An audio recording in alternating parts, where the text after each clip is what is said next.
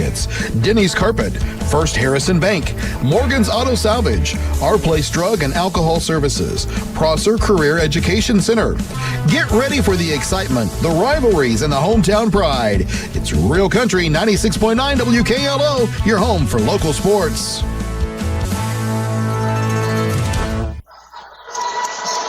Well, it is a great night for basketball here in Harrison County as girls basketball coverage is on the way. The home stretch of the regular season is upon us. The 20th meeting between two teams could go a long way in determining the finish to this regular season. Good evening and welcome to our girls basketball broadcast here on 96.9 WKLO, online at WKLO969.com, on our YouTube channel at WKLO 96.9, or on your Alexa. We welcome you to our Davis Crushstone pregame show. We hope you're having a good Tuesday evening. Alongside our statistician and analyst, Greg Deaton, I'm David Deaton with the play-by-play story. Come on in for this gathering of family, friends, and fans. Sit back, relax, and enjoy the sounds emanating from whichever device you're listening from tonight. The Forest Park Lady Rangers, with an 11-6 record, have taken the trip east on Interstate 64 to square off with the Corydon Central Lady Panthers, who come in 9-8. Here at the Panther Dome on the campus of Corydon Central High School here in the town of Corydon. After going in 15-30 over the previous two seasons, the Lady Rangers are on track to equal or surpass that win total this season. The Lady Rangers have won 4 straight coming into this contest. It's the first time they've won more than 3 games in a row in a season since the 2022-2023 campaign, which was also their first of 2 Class 2A state championships in consecutive years.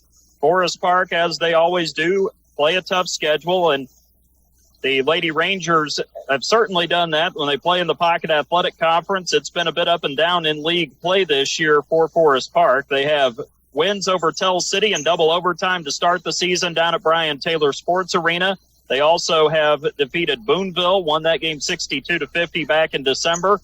And they've also played a few teams that are common opponents with the Lady Panthers. Lady Rangers lost to Perry Central back in November, 48-41 at home, and that was the home opener down at Beekler Arena in Ferdinand. Forest Park also has a 64-57 win over South Central, and they have also beaten Crawford County on the road back at the end of December, 53-49. And they've also taken care of business in county. As a matter of fact, they've swept all 3 DuBois County teams, beating Southridge, Northeast DuBois, and shocking everybody by beating Jasper 50-36 last Thursday night. The Lady Rangers are coming off their last home game of the season on Saturday, a win over Pike Central 63-23. Forest Park's best player, at least throughout the year, has been their 6-foot junior in Avery Hill. Everything the Lady Rangers do runs through Hill out on the floor, and she will be the main focus tonight for the Lady Panthers as far as the defensive end of the floor goes, trying to slow her down. But this is a very balanced Forest Park team as well. Molly Combs, a junior out on the wing, is somebody to look out for, very capable of scoring and also disrupting on the defensive end of the floor. Bree Howard, a sophomore guard who has the capability of scoring but has been able to impact the game in other ways throughout the year. And then Jenna Berg, a senior, one of the 2 seniors on this Forest Park team, who has also been able to impact the game in a multitude of ways as well for the Lady Rangers. Lady Panthers should expect to see a mix of full court press and some zone in the half court, maybe a little bit of a man-to-man mixed in there tonight as well. For the Lady Panthers, they won over Harrison of West Lafayette and lost to Brebeuf Jesuit in the Brebeuf Classic on December 30th, and then lost a shortened game at Eastern 45-42 last Thursday. The Lady Panthers have won 4 straight at home after starting 1-3 on the season. And this Lady Panther team is looking to get back on track tonight, trying to get that 10th win of the season. And back over the break on December 23rd, they got their 100th victory under head coach Josh Conrad, beating Seymour 66-40 that night. So the Lady Panthers trying to put some consistency together. This is the first of a 3-game week in which they will play 2 sectional opponents, going to Silver Creek on Thursday night before visiting Madison on Saturday afternoon. Paisley Teeter is the leading scorer for the Lady Panthers, averaging 15 points per game. Reese Withers is averaging 14.5 points. The 2 seniors have been leading the Lady Panthers in scoring throughout the year. Reese is also the leader in rebounds at 6.2 per contest to go with 2.4 assists, 2.5 steals, and a total of 7 blocks on the season as well. Lady Panthers will have their hands full tonight in the first of what is going to be a very tough trio of games this week. Had the chance to talk to both head coaches before tonight's matchup. I talked with Forest Park head coach Jacob Berg about the Lady Rangers turnaround, the improvements his team has made, and his thoughts on the Lady Panthers. Talked with Corydon Central head coach Josh Conrad about the Lady Panthers' last 3 games, where the team can still grow, and his thoughts on the Lady Rangers. You'll be able to hear from the coaches after the commercial breaks. Here from the Panther Dome in Corydon, this is the Davis Crush Stone pregame show. Davis Crush Stone, located at 8605 Big John Road in DePaul. For all of your Crush Stone lime and aggregate needs, call Davis Crush Stone at 812-347-2707. You're listening to Corydon Central Lady Panthers basketball on 96.9 WKLO. And Harrison County Hospital's orthopedic surgeons of Harrison County. They know pain and limited mobility can take a toll on your life. That's why the expert team is there, providing comprehensive, full-time orthopedic care right in our community. Led by Dr. John Connor, a board-certified orthopedic surgeon, along with physician assistant Christina Gunter and nurse practitioner Jeannie Doan. They deliver personalized care to help you move freely again. Don't let pain hold you back. Call Harrison County Hospital today and take the first step toward recovery. 812-734-3800 or online hchin.org. At First Harrison, the Banking Butler is more than just a banking app. It's who we are. It's a level of service we've delivered for more than 130 years. If you need to borrow money for a home loan, car loan, even loans for boats, RVs, you name it, First Harrison Bank will get you competitive rates with fast, local decisions. Apply online at firstharrison.com. The Banking Butler. It's who we are. Keep it easy. Keep it local. First Harrison Bank. Member FDIC, Equal Housing Lender. We continue along with our Davis Crush Stone pregame show here on 96.9 WKLO. Forest Park visiting Corydon Central tonight in a matchup here on this Tuesday, and a matchup now in its 20th iteration as Jacob Berg, head coach of the Lady Rangers, joins us now. His team coming in tonight with this matchup. We'll talk about that here momentarily. But Coach Berg, here you are, year 3 at Forest Park. I know first 2 years from a win-loss point of view, it's definitely not been as great as you'd like it to be, but this year it seems like you've turned a corner. So what have been the biggest keys for the Lady Rangers as far as the growth this season? Yeah, it's really experience. You know, we went back to back with Coach Hofsnauer, and he conveniently moved over and took the AD job, and they hired me, and we, you know, it was a rebuild. We're playing the same girls today that we played 2 years ago, and as juniors now, and so really it's just that experience and confidence. You know, hopefully you'll see in tonight's game. Yeah, and of course you do have a couple of seniors on the roster as I look at the list here. And so as far as those girls go, what have they brought to your team as far as leadership this season? Yeah, well, that's an interesting story. We have 2 seniors. One of them, Jenna Berg, tore her ACL actually this summer. My daughter, and she's in her 7th game now, I believe, and slowly progressing. You know, she's not quite where she was last year, but she's getting better each game, and she just brings leadership. You know, coming off of surgery in July, by our first practice in October, she was practicing and just not quite ready to play until mid-December, late December. But she brings that leadership you would expect in a senior. Our second senior, Amelia Weedoff, doesn't see a lot of time in some of our closer varsity games, but again, she's the type of senior you want on your team, brings leadership, doesn't complain about playtime, accepts her role, and just works hard every day, and that's what you want out of your seniors. Well, you talk about the experience you have with this junior class, and also you have some sophomores, it looks like, who have seen some time this year too. So how have they adjusted as far as not just becoming better players, but just becoming better leaders themselves out there on the floor? Yeah, it's always a puzzle putting together, 4 grade levels, and we have a couple of sophomores who've earned starting positions. Bree Howard as a guard, and Bailey Begley as a forward, just playing both continuing to get better and better, and learning how to work with some of those juniors, and gaining experience as we go. We also have a freshman, Ellie Munier, who's been in and out of the starting lineup for us. It just offers a little bit of quickness and ball handling around the perimeter. So super fortunate to have some girls, freshman, sophomore grades who are getting that experience early like this. It's going to pay off in the long run. Yeah, no doubt. And obviously, too, Coach, you talk about those younger girls and them getting adjusted to the varsity level. And now you're to the point, as most coaches say, you're no longer a freshman or a sophomore when you get to this time of year. Yeah, I need to use that one, right? That's good. Thank you for the reminder. Yeah, and even they played like in particular, both of them played like freshman and sophomore, but like I said, and just improving their game every week, and that's the goal. By the time we get in February, that they are not playing like a freshman, but playing like a varsity player, and they're close. You'll see spurts of that tonight. We're like, wow, she doesn't look like a freshman or a sophomore, and then you'll see it make some of those silly inexperienced mistakes. But like I said, super fortunate to have both those girls and some additional. We've got a really strong freshman class with 7 girls and 6 girls in the sophomore, 22 girls total right now in the high school program. So we've got a lot of girls, and just super fortunate to have that to work with. Well, as far as style of play goes, with the team that does have more experience, what does that look like for you all out on the floor night to night? Team with more experience? Yeah, with style of play and how that works for you all. Yeah, it gives us flexibility to mix things up. They've been working the same offense for a few years now. And we've been able to install some different defenses and use different schemes and strategies, as they continue to grow as players.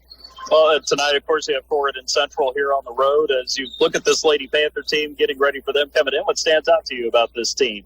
They've got a little bit of everything. They've got a penetrator, number 10. She's just an all-around great player, 16, 17 a game, and number 25, one of the better shooters I think we'll see this season. Between the two of them, we're going to have to contain them. Got a couple, girls who hit boards hard, box out well, and just fundamental. They all shoot the ball, decent, and hustle. They play aggressive, so it's going to be a good matchup tonight. Well, and I know, of course, it's not a conference matchup or a sectional matchup, but it's also one of those games, Coach, you hope it gets you ready for the postseason, which is coming up here before you know it. Yeah, that's part of, it's from this point forward, that's something that we think about before each game when we're putting together a strategy and just trying to get better for a sectional week.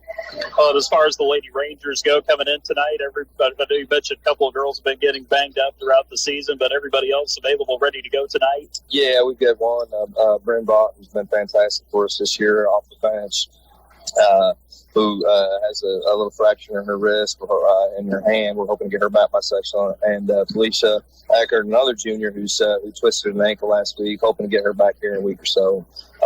So we should be full strength. We're not 100, full strength tonight, close, but we're hoping to get back there by sectional. Sounds good. Coach Berg, as always, thank you so much for taking the time for the talk. You and the Lady Rangers have a good game here at Corydon Central tonight. Hey, thanks so much. Appreciate you having me, David. Yeah, no problem. Jacob Berg joining us here at our Davis Crushto pregame show. Stay with us. We've got the interview with Coach Conrad coming up next as you're listening to Corydon Central Lady Panthers basketball right here on 96.9 WKLO.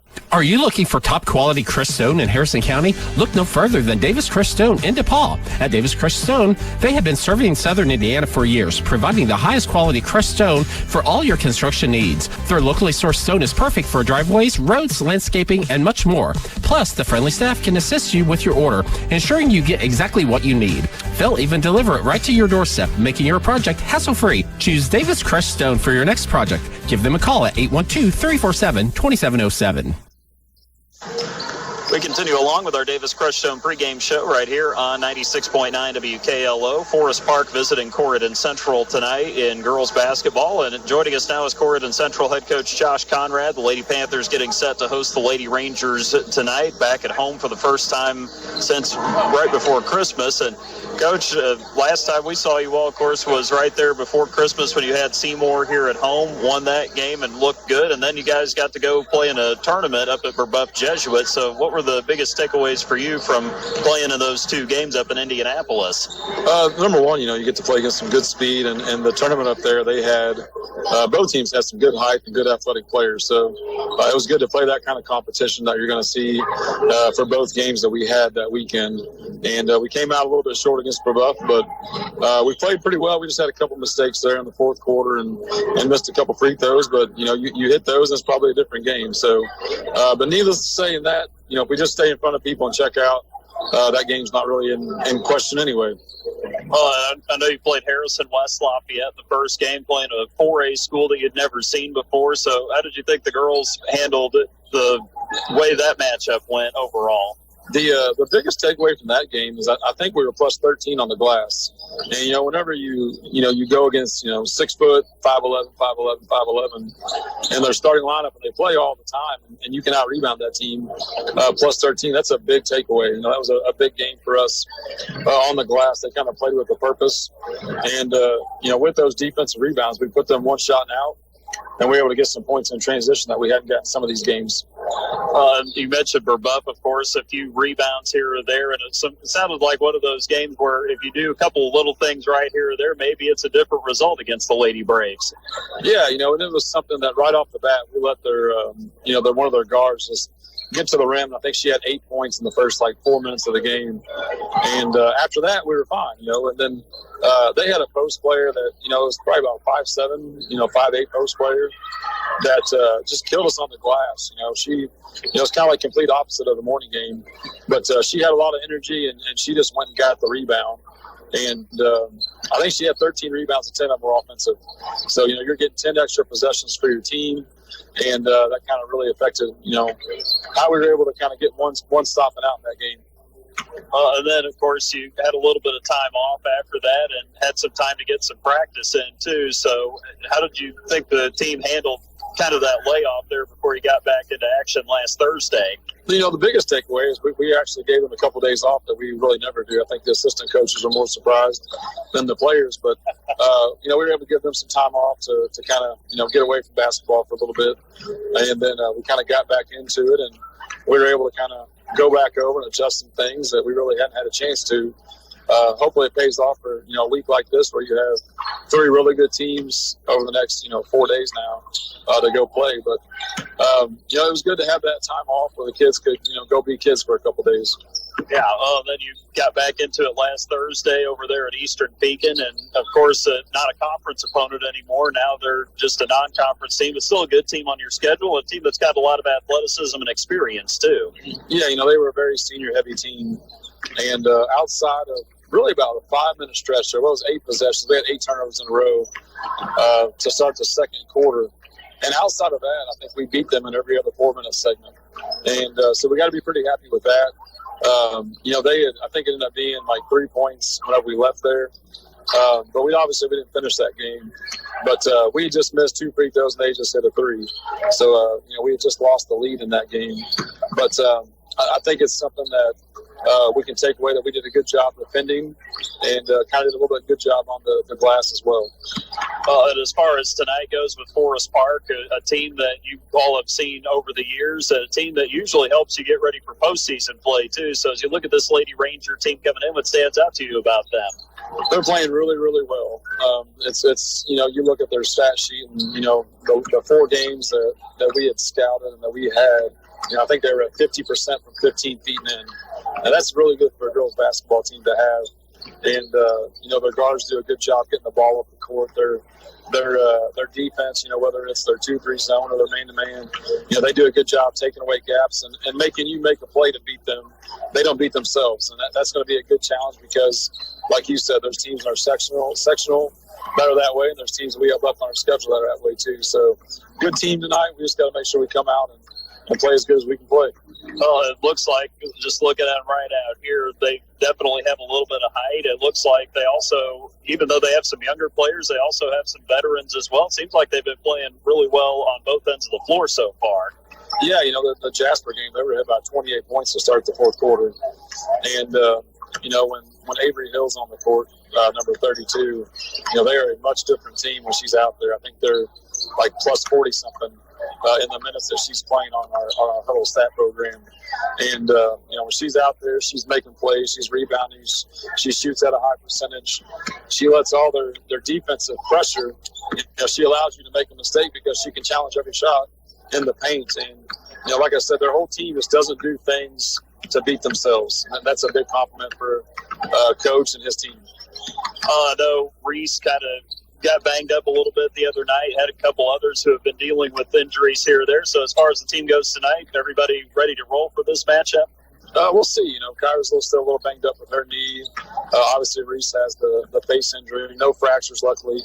Hadn't had any other signs of injuries either. So hopefully she's back at it today. And then, you know, we've had 4 different girls now with, you know, taped ankles over the last 2 weeks. So hopefully they're feeling better. And then, you know, obviously we lost a freshman for this week whenever she got hit in the eye in practice. So, you know, pretty banged up team coming out of a break there. But I think it's something that, you know, we can get all these kids healthy and make a little run here at the end of the season. No doubt. Coach Conrad, as always, thank you so much for taking the time for the talk. You and the Lady Panthers have a good game here at home tonight with Forest Park. Thanks, Dave. We appreciate it. All right, Josh Conrad joining us here in our Davis Crushstone pregame show right here from the Panther Dome tonight. Stay with us. We've got the starting lineup coming up after the break as you're listening to Corydon Central Lady Panthers basketball right here on 96.9 WKLO. Looking to update your floors? Denny's Carpet in Corydon has been your local expert for over 35 years. From cozy carpets to durable hardwoods and stylish vinyl, they have it all and at prices you love. With top-notch customer service and affordable options, they make it easy to transform your space. Plus, enjoy special discounts on select flooring. Stop by or call 812-738-8466 off Highway 62 in Corydon. Denny's Carpet, because they know quality and affordability matter. Time to meet tonight's starting lineups, and we'll begin with the Forest Park Lady Rangers here tonight at the Panther Dome. They will go with Bree Howard at one guard. She is a sophomore, probably standing somewhere around 5'6" out there. They don't have their heights listed on the rosters, so we're kind of guessing on that a little bit. The other guards will be Jenna Berg at senior. They'll be out on the wing. She stands probably about 5'7" or 5'8", and then you've got Molly Combs as the third guard. She's a junior, standing about 5'9". The forwards will be Bailey Begley, a sophomore who will be somewhere around 5'9" herself. And then Avery Hill, the 6-foot junior, will be at the other forward for Forest Park. They're averaging 52.8, allowing 44.9 per game. Head coach Jacob Berg is in his third season at Forest Park, and their record is 26-36. For the Lady Panthers of Corydon Central tonight, they will go with Paisley Teeter at one guard, 5'3" and a senior, 15 points, 2 rebounds per game. The second guard tonight will be Sophia Bullitt, 5'8" and a sophomore, 5 points, 5.6 rebounds per game. The forwards, Katie Eve at 5'9" and a senior, 1.8 points, 4.4 rebounds per game. Jordan McCarty at the other forward at 6'1" or 5'11" and a senior, 4.8 points, 5 rebounds per game. And the third guard will be Reese Withers at 5'7" and a senior, 14.5 points, 6 rebounds, 2.4 assists, and 2.5 steals per game. The Lady Panthers average 47, give up 44.6 per game. Head coach Josh Conrad is in his 6th season as the Lady Panther head coach, and their record 101-41. The Lady Rangers are in the road dark green uniforms, white letters and numbers trimmed in gold. Forest Park across the front of the uniform, medium block letters above the number. Gold trim around the collar and the shoulders, gold around the bottom of the shorts as well with that stripe, and then the solid gold stripe, single stripe that goes down the side of the shorts with the letters FP behind the stripe on the shorts on both sides. Corydon Central in the home white uniforms tonight with the black letters and numbers trimmed in the old gold. Corydon in medium block letters over the front of the number on the front of the jersey. They also have the old gold trim around the collar and the shoulders. The word Panthers going down the side of the down the side of the shorts in black on both sides. The Panther head logo in black on the right side of the shorts, and then the Panther head logo above the number on the back of the jersey. Forest Park wins the tip. Avery Hill taps it back to Bree Howard, and we are a go here at the Panther Dome. Molly Combs gets it right wing. Up top it goes now to Bailey Begley. Around to Howard on the left side. Back out to Combs between the circles. Around to Howard again left side. Corydon coming out in the man-to-man defense. Howard slides it over to Combs on the right wing, down inside to Jenna Berg. She'll turn, get the shot up, missed it off the front or back of the rim, and the rebound. Sophia Bullitt able to go up and grab it for the Lady Panthers as they get down into their end of the floor, going from left to right to start off. Forest Park is going from right to left here from the balcony here at the Panther Dome. Around to Withers' right side, down to the corner to Eve, tries to go inside to McCarty, but Avery Hill knocks it away, and coming away with it is Begley. Begley throws it up the floor. Withers deflects a pass at the right elbow. Teeter comes out of there with it. Here comes Paisley down the floor for the Lady Panthers to the right wing. Teeter throws a pass wide of Reese there at the top of the key. Goes out of bounds in the Forest Park front court. And the turnover gives it to the Lady Rangers with 7:03 to go here in the opening quarter on the First Harrison Banking Butler scoreboard. We remain scoreless at this juncture. Inbound comes to Berg, just below the timeline right. The daughter of head coach Jacob Berg bounces it over to Molly Combs on the left wing. Combs looks inside, nothing available, so she'll give it over to Howard on the right side. Down to the corner to Berg. Berg inside to Combs in the lane. 10-foot shot is up off the front of the rim. Short bullet. Yet another rebound for the Lady Panthers on the interior. Back the other way comes Corydon Central. Eve left wing, hands it to Withers, gets it down low to Bullitt. She gets around her defender, gets up a shot that was partially blocked. Begley tries to save it off McCarty and manages to do so under the basket. So the possession going to Forest Park after the ball was saved off of McCarty's hip out of bounds.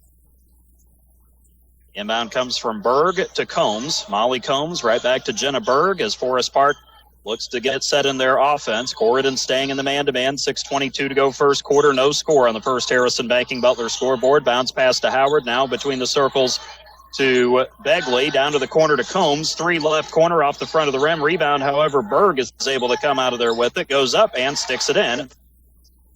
Jenna Berg gets Forest Park on the board first. 2-0 with 6 minutes to go here in the opening quarter on the First Harrison Banking Butler scoreboard.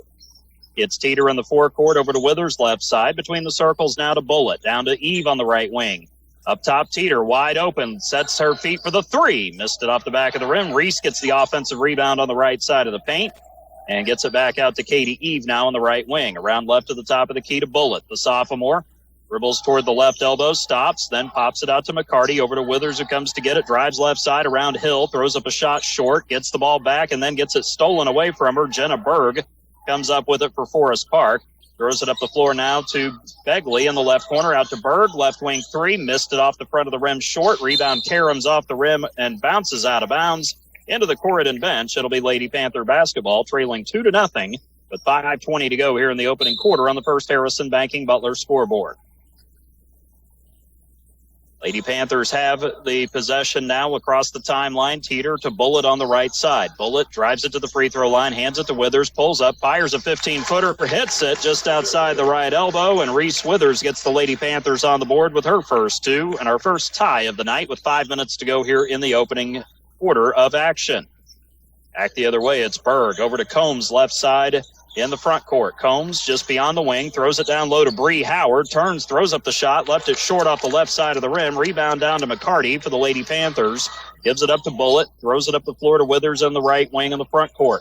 Withers across the top of the key, had the ball knocked loose. Begley able to get a piece of that. Now it's Teeter who gets it at the half-court circle after Reese ran it down. Teeter bounces to Withers, right side, top of the key. Reese will drive around Hill, pitch it out to Eve in the left corner, dribbles to the lane, up to the free throw line to McCarty. Jordan kicks it out to Withers, left wing, fires the 3. Left it off the front of the rim, a little short. Bullitt taps the rebound away from Bree Howard out of bounds, right baseline, and it'll be Forest Park basketball. Lady Rangers will go to the bench. Ellie Munier comes into the contest. She is a freshman standing at about 5'4". She'll replace Bree Howard in the lineup. Lady Panthers will go with their freshman Molly Herndon, who stands at 5'9", averaging 2.6 points per game. Across the timeline, Berg over and back, called on the pass from Combs, and the Lady Rangers turn it over to Corydon Central with 4:12 to go first quarter. 2-all now the score between these two teams. That is evenly matched that you can get right now, both ways. Turnovers and everything else. Rebounds. A lot of shots have been short so far for both teams, Yeah. at least all the ones that have been misses. They're not going in very well most of the time. Herndon to Withers. Reese drives it across the paint, kicks it into the short corner left side to Bullitt. Up free throw line to McCarty. Dribbles once to the left elbow. Now back out to Teeter straight away. Man-to-man defense for Forest Park. Ball gets knocked loose, and Bailey Begley comes out of there with it. Gives it to Combs, then to Berg. Berg across midcourt to Hill, left wing. Straight away to Combs. Molly Combs will line up a 3, and she'll miss it off the right side of the rim. Rebound fought for underneath. Begley had it and then lost it to McCarty, only to commit a foul there under the basket. And this will be the first of the night on Bailey Begley of Forest Park.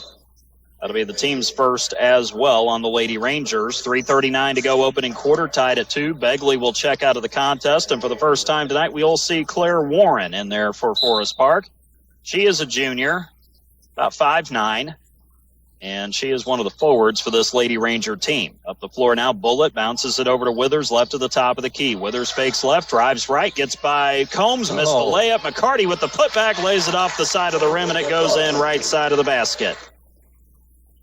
Jordan McCarty makes it a 4-2 lead for the Lady Panthers. Their first lead of the night, 3:18 to go in the first. Combs gets it left corner inside to Hill. Left the shot off the back of the rim too strong. Rebound underneath, put back. Berg can't get that to go. Scramble for the rebound underneath on the right block. And the tie-up possession arrow will favor Corydon Central with 3:09 to go here in the opening quarter. Bree Howard set to check back in for Forest Park.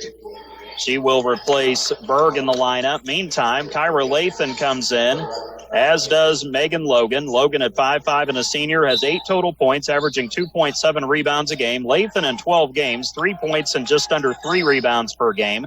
They'll join Teeter, Bullitt, and Herndon on the floor for the Lady Panthers. Bullitt gets it right elbow, drives it, kicks it out left corner. Molly Herndon knocks down a 3. The lefty hitting that for her first points of the night. And the Lady Panthers have upped the lead now to 7-2 with 2:48 left in the opening quarter. Ball gets knocked away from Combs in the front court. And coming up with it was Munier. They're just below the timeline left side. That forces Jacob Berg to call a timeout for Forest Park. 2:45 to go opening quarter. 7-2. Corydon Central in front. You're listening to Corydon Central Lady Panthers basketball on 96.9 WKLO. For generations, Prosser has been at the heart of our community. We need you. The Prosser Alumni Association helps seniors who need transitional support, guiding them into jobs or career path and giving them the resources to succeed. Students can apply for scholarships in January at prosseralumni.org. Alumni, join us now. Be a member, donate, or sponsor and help mold the next generation of leaders. Visit prosseralumni.org. Prosser. Skills today, success tomorrow. Shooting has come with a struggle here in the first quarter here at the Panther Dome. Forest Park has made one of their first 9 shots. The Lady Panthers have gotten a little hotter here lately, making 3 out of 8 so far in this one, but it's been hard to get points, although the Lady Panthers have started to figure out what they can do offensively the last couple possessions. Forest Park has got the advantage in height inside and everything, but they're not being able to take advantage of it. Combs off the cut, gets the shot up right block, left it off the side of the rim again. Munier found her inside, and she had a good look, although she didn't turn around enough. Lathan pushes it up the floor, kicks it to Logan, straight away to Herndon, and Molly Herndon has knocked down a pair of trays to start this one off tonight. She was 3 of 11 in varsity play coming in, and now she has 6 points. Lady Panthers have jumped the lead now to 10-2. They've scored 10 unanswered since the beginning. Here's a pass that goes high for Claire Warren. There at the right elbow, tried to give it back to Bree Howard, and the ball got knocked loose in the right corner. Molly Herndon emerges out of there with it with less than 2 minutes to go in the opening quarter. Kyra Lathan gets it in the front court left side, drives it into Hill, has to kick it out. Herndon, why not again? Rims it in, this time from the left wing. Lathan finding her out there as she's got 9. Molly Herndon's made it 13-2 with 1:40 to go here in the opening quarter. Munier into the front court, hands it off to Howard on the right wing. Bree Howard out to Molly Combs. Right side volleyball line, down low to Hill. Ball gets knocked loose. Teeter got it, and then she was fouled. Immediately after that, Ellie Munier is going to be called for the personal foul for Forest Park. Munier picks up her first, and that'll be the team's second with 1:30 to go here in the opening quarter. 13-2 now as Combs and Hill check out for Forest Park. Back in there, Jenna Berg as well as Bailey Begley.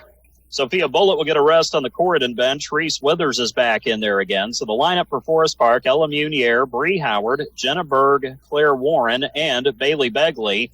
Lady Panthers have Lathan, Withers, and Teeter, who fires a 3 left corner. Why not? The house is on fire right now here at the Panther Dome. Teeter's first basket of the night, 16-2 with 1:19 to go here in the opening quarter. Lady Panthers have jumped way out in front. You're listening to Corydon Central Lady Panthers basketball on 96.9 WKLO. And Harrison County Hospital's orthopedic surgeons of Harrison County. They know pain and limited mobility can take a toll on your life. That's why the expert team is there, providing comprehensive, full-time orthopedic care right in our community. Led by Dr. John Connor, a board-certified orthopedic surgeon, along with physician assistant assistant Christina Gunter and nurse practitioner Jeannie Doan. They deliver personalized care to help you move freely again. Don't let pain hold you back. Call Harrison County Hospital today and take the first step toward recovery. 812-734-3800 or online hchin.org. And Harrison County Hospital's orthopedic surgeons of Harrison County. They know pain and limited mobility can take a toll on your life. That's why the expert team is there, providing comprehensive, full-time orthopedic care right in our community. Led by Dr. John Connor, a board-certified orthopedic surgeon, along with physician assistant Christina Gunter and nurse practitioner Jeannie Doan. They deliver personalized care to help you move freely again. Don't let pain hold you back. Call Harrison County Hospital today and take the first step toward recovery. 812-734-3800 or online hchin.org. 1:19 remaining in the first quarter. It has been all Lady Panthers here the last 2 minutes of game time or better. Kyra Lathan just got pushed. Bree Howard knocking her to the ground off of the inbound that went to Bailey Begley, and that's an unforced error there for the Lady Rangers. Bree Howard just picked up her first. That'll be the team's third of the quarter, and another turnover for Forest Park as well. Megan Logan will inbound between the end and the tee of Central, right baseline under the Corydon basket. Lobs it into Withers in the paint. Withers goes up. Shot is blocked. Well done there for Warren. And then she gets it stolen from her as Paisley Teeter gets it back to Reese. Reese got knocked to the ground again. A block for Begley. Ball goes out of bounds, but the Lady Panthers will keep it as Begley was the one who touched it last. Inbound to Withers on the right wing. She'll dribble up toward the top, then turn back right side, gives it up to Herndon. Molly into the gap of the zone defense now, out to Withers, back over to Teeter, left wing three off the back of the rim, less than a minute to go. Logan, rebound on the right baseline for the Lady Panthers. Herndon got it, drove it, had it poked away. Bree Howard goes coast to coast, lays it in right side of the basket for her first two of the contest. 16-4 now with 43 seconds left here in the opening quarter. On the first Harrison Banking Butler scoreboard. Up the floor, Lathan gets it left side, goes to Herndon, who throws up an awkward shot, missed it right side of the glass from 10 feet away left side. Rebound to Munier. She drives it up the floor, draws contact, going to the basket left side, and she'll go to the free throw line for two shots. Kyra Lathan is going to be the one tagged for the foul here for Corydon Central. First on Kyra tonight, team's first as well. Two shots coming up here for Ellie Munier for Forest Park. First free throw off the left or right side of the rim, bounces left, no good. She'll have one more shot with 30.5 seconds remaining in the quarter. Molly Combs is back in along with Jenna Berg for Forest Park. Also Ella Munier, Claire Warren, and also Bailey Begley. Second free throw is up. It rims in and out, no good. McCarty gets the rebound left side, trying to find somebody to get it to. 16-4 remains the tally. 23 seconds, clock rolling here at the end of the first quarter on the first Harrison Banking Butler scoreboard. Withers holds it at the half-court circle in the front court. Pops it over to Teeter on the left side. Back to Withers again. Now Kyra Lathan set to come get it, but Withers fakes the handoff to her. Reese drives it left side. Stops, gives it over to Lathan right side. 5 seconds, 4 seconds. Withers down to the baseline to Herndon. Molly gets tied up, turns, ball loose on the floor, picked up. The Lady Rangers get it to close out the first quarter as Claire Warren was able to take it away. The end of the first quarter, it is all Lady Panthers, 16-4 on the first Harrison Butler scoreboard. You're listening to Corydon Central Lady Panthers basketball on 96.9 WKLO. Giving parental permission for children to drink might feel like a chance for safe supervision, but the reality is you're increasing the risk of future alcohol abuse and negative consequences. In addition to the potential for misuse down the road, we also know that alcohol use by teenagers has a damaging effect on brain development. If you really want the best for your child, ask yourself, what message are you sending? Paid for by Our Place Drug and Alcohol Education Services. And Harrison County Hospital's orthopedic surgeons of Harrison County. They know pain and limited mobility can take a toll on your life. That's why the expert team is there, providing comprehensive, full-time orthopedic care right in our community. Led by Dr. John Connor, a board-certified orthopedic surgeon, along with physician assistant Christina Gunter and nurse practitioner Jeannie Doan. They deliver personalized care to help you move freely again. Don't let pain hold you back. Call Harrison County Hospital today and take the first step toward recovery. 812-734-3800 or online hchin.org. Second quarter getting started here at the Panther Dome in Corydon, along with our statistician and analyst, Greg Deaton. I'm David Deaton with the play-by-play story. Lady Panthers will return with their original starting five: Paisley Teeter, Reese Withers, Sophia Bullitt, Katie Eve, and Jordan McCarty, while Forest Park faces a trap. Molly Combs gets it on the right side, pulls up to the right elbow, misses the jumper short. Rebound tipped out of bounds off of Claire Warren. And it will go back over to the Lady Panthers. Howard had 2. Berg had 2 for the Lady Rangers there in that first quarter. They made 2 out of 11 from the floor. They're out there with Ellie Munier, who is pressing Paisley Teeter up the floor. McCarty gets it in the middle, goes to Withers, who fires a left elbow jumper, misses it off the front back rim. Rebound underneath. Tie up under the basket between Warren and McCarty. And so it'll be Claire Warren, Ellie Munier, Avery Hill, Molly Combs, and Jenna Berg on the floor for Forest Park to start the second quarter. The inbound lob back to Withers on the left wing, drives it across top of the key to Teeter now in the right wing, back out front to Withers. Reese throws it back over to Teeter right wing. Forest Park in an active zone defense right now. Kind of looks like a 2-3, and then it kind of shape shifts into a 2-1-2. Teeter with it, drives it into the paint, throws it wide of Reese, hit her in the left hand, out of bounds in that left corner. Forest Park will get it back. Crazy thing about it is Corydon is out rebounding them 9-3, and they're very seldom is Forest Park getting a second shot. And they, with the way Corydon's been shooting right now, it's a testament to how well the offense is running for them. Well, Combs misses a 3 right corner. Rebound came down to Berg, and then she got tied up right after that. So the possession arrow this time should favor Forest Park with 6:57 to go here early second quarter. 16-4. Bree Howard is back in, replacing Molly Combs in the lineup. Combs just cannot find the basket. She's 0 for 6 so far. Inbound will come from Howard between the end and the tee of Central right baseline. Howard looking, lobs it to Berg, right at the top of the key. Jenna Berg looking inside, back to Howard. She'll go up with the shot, left in front of the rim from the right side. Hill inside grabs the rebound.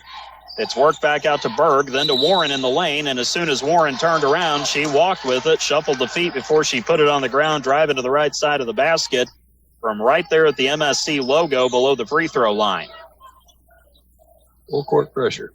Forest Park showing 2-2-1 full court pressure. Teeter takes a dribble, then loses it, then gives it up to Reese Withers, who throws it across the timeline to Eve above the right corner. Back out to Teeter, left side now to Reese now, left to the top of the key. High post to Bullet free throw line. Ouch. Turned around, and Hill is going to be called for a reach-in. That'll be the first on Avery Hill of Forest Park.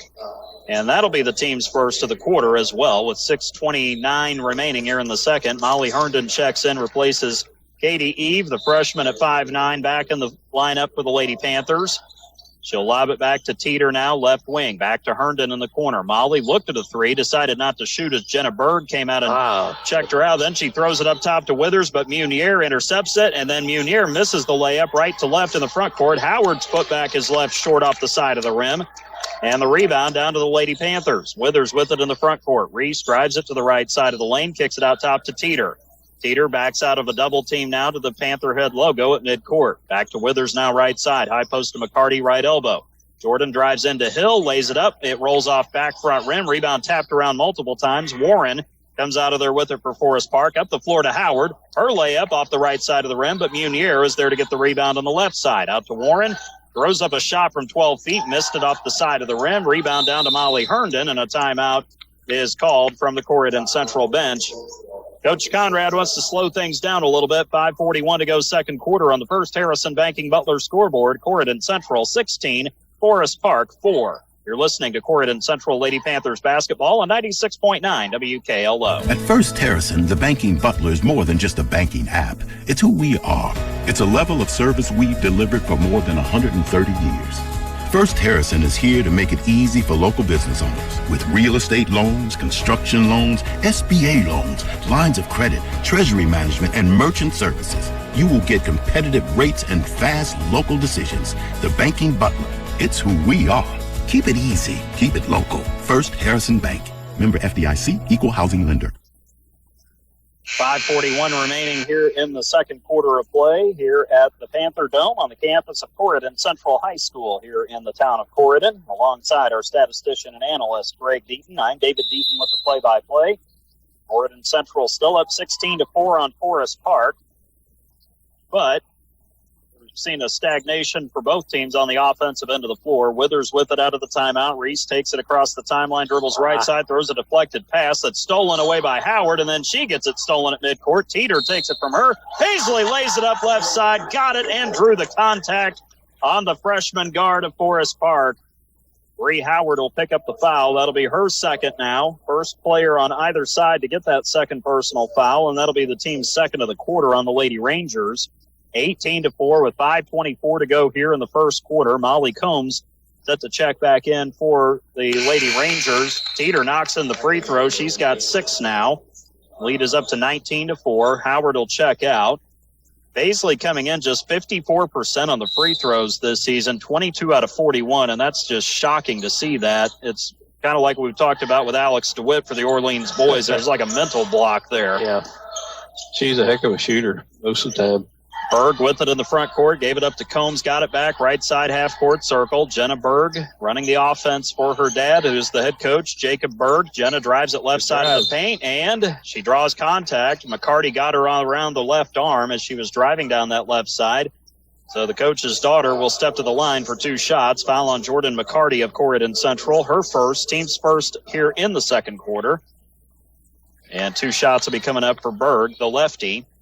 Had ACL surgery back in the fall, missed that first free throw off the back of the rim, rolled off right. She was able to come back, and according to her dad, this is her 7th game back of the season, and she's only one of 2 seniors, but she's the one senior who really sees a lot of time on the floor. Second free throw, front, back, rolls off, and McCarty comes down with it for the Lady Panthers. Up ahead is now Withers. Reese takes it to the left wing, kicks it between the circles to Paisley Teeter. Paisley backs it out. Looks around, a little confused for a moment, but then gives it up to Bullitt, left side volleyball line. Back to Reese between the circles. Slides it right, goes back to Bullitt between the rings again. Bullitt down to Teeter in the corner against that active 2-3 zone of Forest Park. Back over to Withers right side, drives it to the free throw line, out to Teeter now in the left corner. Teeter back straight away to Bullitt. Right elbow to McCarty. Jordan drives it across the paint, out to Teeter. 3 left wing. That one off the back of the rim. Rebound. Withers able to run it down in the right corner, beating Molly Combs to it. Gives it up to Herndon in the lane. She lost it, and Jenna Berg comes out of there with it just below the free throw line. Up the floor to Combs now left side. Down to the baseline to Munier. To Berg, who cuts into the paint, goes up and puts the floater up and in from the left side of the basket. 19-6 now, halfway through the second quarter, 4 minutes to go. That's the 4th point Berg has scored tonight for Forest Park. They just can't get anything going offensively right now at all. Withers with it in the front court now for the Lady Panthers. Over to Bullitt, left side of the half-court circle. Sophia gives it up to Herndon along the left sideline. Back over to Bullitt now, right side, pass deflected by Munier, but Withers gets it along the volleyball line right. Back to Bullitt inside the arc, drives around Hill. Goes up and got her shot blocked out of bounds. It will stay, fortunately, with the Lady Panthers. Hill is a presence in there, that's for sure. Kyra Lathan will check back in for the Lady Panthers, replacing Herndon. And, well, Sophia took her way too long to get around that left side, and all Hill had to do was basically stand there. Yeah. Inbound to Teeter, right corner 3, too strong, left side of the rim. Ball caroms back right, and back in there with it is Bailey Begley for Forest Park. Begley up the floor to Molly Combs, right wing, handoff successful there. Over to Berg now below the timeline right. She'll slide it across the top of the arc. Drives it all the way to the left baseline. Shovels it over to Begley on the right block. She goes up and draws a foul on the Lady Panthers. A little bit of contact there, but Begley will step to the line for 2 shots. Reese Withers is going to be called for the personal here. That'll be the first on Reese and the team's second of the quarter on the Lady Panthers. Offense at a premium, 19-6 with 3:14 to go second quarter on the first Harrison Banking Butler scoreboard. Begley's first free throw hits the back, front rim, falls off. Lady Rangers are 0 for 5 at the free throw line so far. That's really hurting right now because they could be back in this. Make it 0 for 6. Ball gets batted up in the air, and Bullock comes out of there with it right side of the lane. Pushes it up the floor over to Teeter on the right wing in the Corydon front court. Back to Bullock between the circles. Lathan gets it now left wing. Kyra gives it back up to Sophia. Round to Teeter again right side. Baseline to Withers. Reese turns. Gets it back out to Teeter after good defense from Begley. Around to Lathan. left wing, tried to go to McCarty baseline, but Molly Combs stuck her foot out, forces the kick ball, and the Lady Panthers will keep it. Combs will check out. In for her is Bree Howard, who's back in there with those 2 fouls.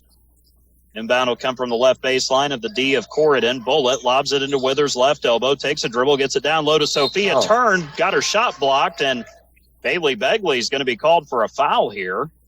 Well, she turned quick with that ball. Got a nice shot up. And second foul on Begley, and that'll be the team's 3rd of the quarter. Nice job there for Bullitt, who has just not been able to get anything going offensively so far. Sophia at the line for 2 shots. The sophomore's first one is on the way. Buries that one. 50% at the line this year, 24 out of 48. Lady Panthers as a team have just flat out not been able to get things going at the line. 51% as a team, which is unusual for them. Claire Warren is back in there. She'll replace Bailey Begley in the lineup for Forest Park. Warren at 5'9" and a junior at forward. Bullitt, second free throw. Isaac puts it up and misses it off the back of the rim. Rebound, Warren gets it on the right side of the lane. Kicks it up the floor to Ella Munier. Munier brings it across the timeline left side. Pass deflected to Warren, right side top of the key. Over to Berg on the left wing, extended. Back to Warren on the right side again. 2:35 remaining second quarter, 20-6. Over to Munier left side. She goes up, draws contact, and she will go back to the line for 2 more shots. 0 for 2 in the first quarter. Foul is on Megan Logan of Corydon Central this time. She is really quick. She gets where she's going quick, that's for sure. First on Logan, 3rd on the Lady Panthers. There's the first made free throw of the night for Forest Park. 1 out of 7 now with 2:32 to go second quarter. 20-7 now as Bullitt has to tie the right shoe there. Came a little loose on her. Withers checked out. Logan checked in for the Lady Panthers. Second free throw.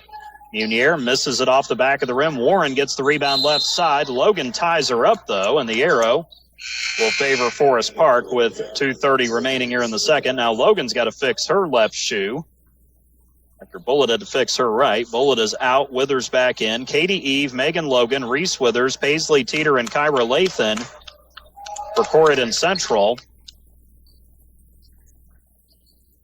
And apparently the arrow was wrong, and now it's Corydon basketball, actually. So it'll go down as a turnover for the Lady Rangers, I think.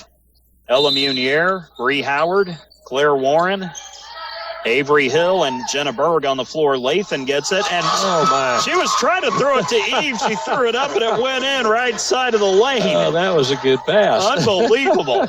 22-7. That'll never happen again. Here's Withers almost with a steal. Berg at midcourt gives it to Munier. Right wing to Howard. 3 on the way. She hits that one. That's a nice shot. That's the first perimeter shot Forest Park has made all night. 22-10, 2 minutes to go second quarter. Long pass up the left side of the floor to Eve. Lathan gets it left elbow. She fires another shot up. This one, Flink goes around the rim, falls off right side, and Berg off the tip gets the rebound on the left baseline. Up the floor, wide open. Warren, left side, layup, rolled off the left side of the rim, goes back up, missed again. Second and third chances, and the third time is the charm for Claire Warren. She lays it up and in for her first 2 of the night, 22-12. Minute 34 to go second quarter. First Harrison Banking Butler scoreboard. Long pass up the floor to Eve. She is surrounded by Warren and Avery Hill, and the foul will be called on Claire Warren for a reach-in. That'll be the first on Warren tonight, 4th on the Lady Rangers here in the second quarter with exactly 1:30 to go here in this second quarter. Eve and Logan check out for the Lady Panthers as Paisley Teeter and Molly Herndon are back in there, joining Bullitt, Withers, and Lathan on the floor. Forest Park has Howard, Munier, Hill, Berg, and Warren on the floor right now. Lathan has it right side, throws it to Herndon, top of the key. Bree Howard knocked it away, and then Molly tried to reach in and grab it back, but she committed a foul. That'll be the first on Molly Herndon tonight. Team's 4th on the Lady Panthers here in the quarter. Both teams with 4 fouls with 1:18 to go in the second. Inbound to Warren, to Berg along the sideline, over to Munier, right elbow. Down low to Hill, ball gets by her. Pass was a little wide. She was the right side of the basket while Munier was on the left elbow. That turnover gives it back to Corydon Central. Teeter. That's the inbound. Goes to Withers on the left side of the floor, back to Paisley on the right, throws it up the sideline to Lathan on the right. She'll drive around Hill, lobs it to Herndon. However, she was too close. Molly's not quite over 6 foot tall, and the ball goes behind her out of bounds into the left corner. She had the right idea, just got too high with the pass. She was open. And now with less than a minute to go in the quarter, the inbound to Jenna Berg for Forest Park. She walks it up the floor right side, gives it up to Bree Howard now on the right wing. Howard looking inside. Now skips it over to Berg on the left perimeter. Berg to Howard right at the top of the key. Goes back left to Berg again. Berg looking inside, nothing there. She'll fake the pass, then she'll throw it to Warren on the right wing. Warren drives in, throws it toward Hill underneath the left side, but Teeter stepped in to steal it. Paisley brings it up the floor now right side. Over to Withers between the circles. 27 seconds and counting here in the second quarter. Withers to Herndon left wing. Molly drives it up top, gives it back to Teeter below the timeline on the left. Now down to 18 seconds. Coach Conrad directing traffic, trying to get everybody in position as Forest Park sags back into a 2-3. Now they're going to come out and extend that zone. Teeter to the sideline to Withers. Reese gets it out of there to Lathan. 5 seconds, 4 seconds. Over to Herndon, right wing, long three. Hits it with 3 seconds to go. And that'll close out the first half of play. 25-12. Lady Panthers get a boost again from their freshman Molly Herndon to close out the first half, as Corydon Central will go in with a good halftime lead here on their home floor tonight. Coming up, we'll have our halftime report on the other side of the break. First half stats and analysis. If we have time, we'll take a look at what else is happening around Southern Indiana tonight as well. 25-12, Corydon Central in front of Forest Park on the First Harrison Banking Butler scoreboard at halftime. You're listening to Corydon Central Lady Panthers basketball right here on 96.9 WKLO. Looking to update your floors? Denny's Carpet in Corydon has been your local expert for over 35 years. From cozy carpets to durable hardwoods and stylish vinyl, they have it all and at prices you love. With top-notch customer service and affordable options, they make it easy to transform your space. Plus, enjoy special discounts on select flooring. Stop by or call 812-738-8466 off Highway 62 in Corydon. Denny's Carpet, because they know quality and affordability matter. Hi, I'm Emery Jones, Career Education Coordinator at Prosser in New Albany. It's never too late to level up your life. Whether you're changing careers or finishing your education, Prosser Adult Education offers affordable classes to help you earn workforce readiness, improve your skills, or train for a high-demand job. Visit ProsserCareers.com or call us at 812-542-8508 to get started. Prosser Adult Education. Your future, your move. Are you looking for top quality Chris Stone in Harrison County? Look no further than Davis Chris Stone in DePaul. At Davis Chris Stone, they have been serving Southern Indiana for years, providing the highest quality Chris Stone for all your construction needs. Their locally sourced stone is perfect for driveways, roads, landscaping, and much more. Plus, the friendly staff can assist you with your order, ensuring you get exactly what you need. They'll even deliver it right to your doorstep, making your project hassle-free. Choose Davis Chris Stone for your next project. Give them a call at 812-347-2707. Real country, pure country. 96.9 WKLO, Hardinsburg, Corydon, Paoli.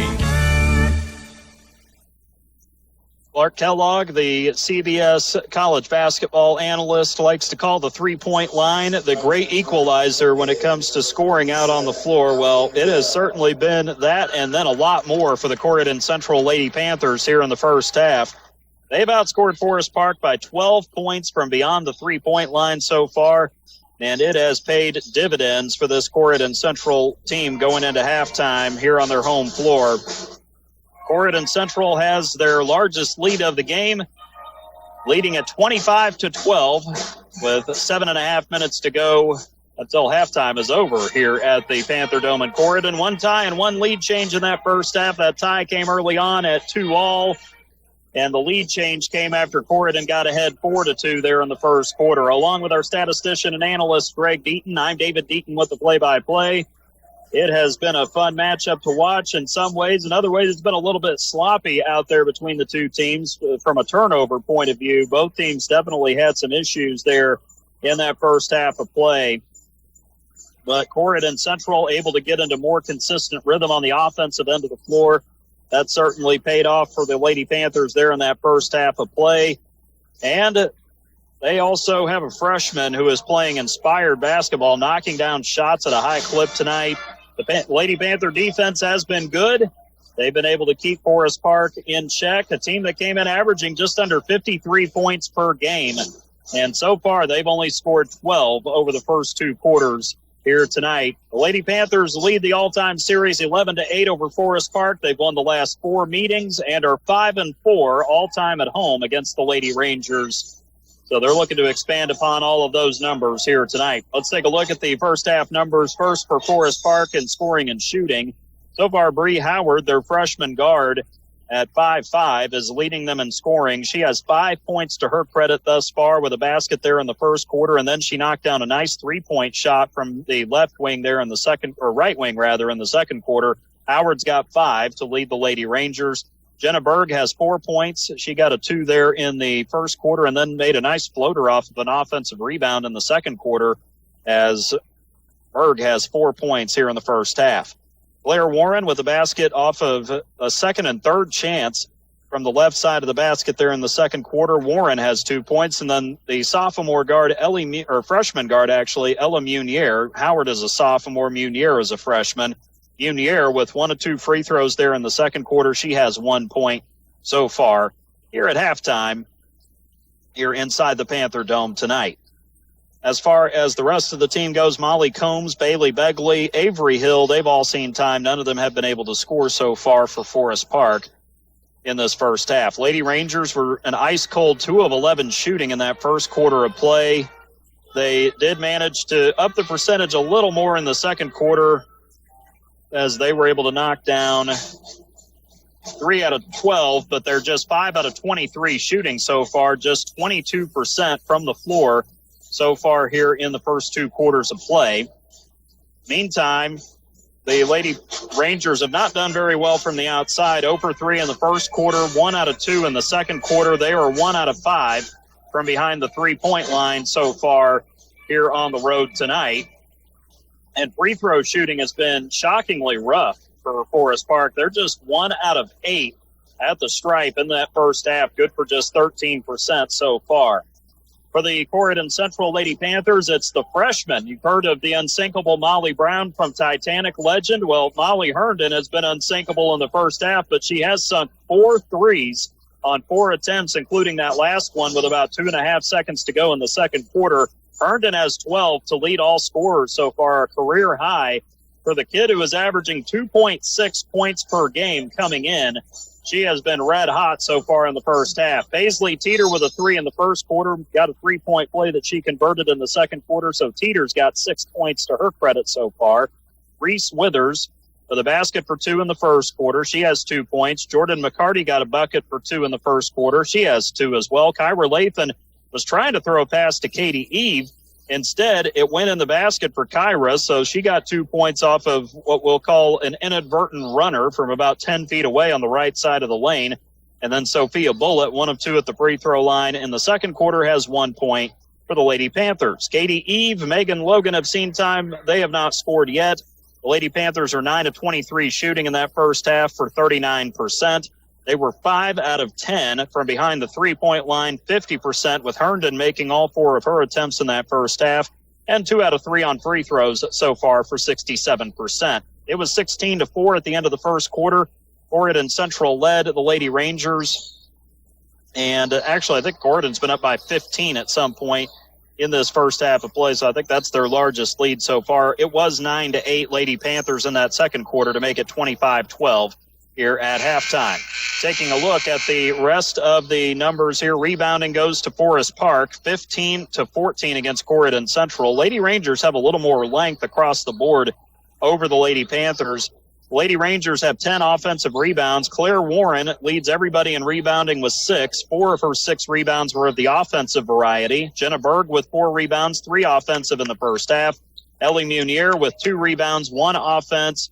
Avery Hill and Bree Howard both had an offensive rebound, and Bailey Begley with a defensive rebound for Forest Park in the first half. Corydon Central, 14 rebounds, 5 on the offensive end. Jordan McCarty had 5 rebounds, 1 offensive board in the first half. Reese Withers, 4 rebounds, 3 on the offensive glass. Sophia Bullitt, 3 defensive rebounds. Megan Logan had 1 offensive rebound, and Molly Herndon had 1 rebound on the defensive side. A lot of turnovers both ways. Forest Park has 11. Corydon Central has given it up 10 times. The Lady Rangers, 2 assists on 5 made shots. Ellie Munier has both of those assists so far. The Lady Panthers have 6 helpers on 9 made shots.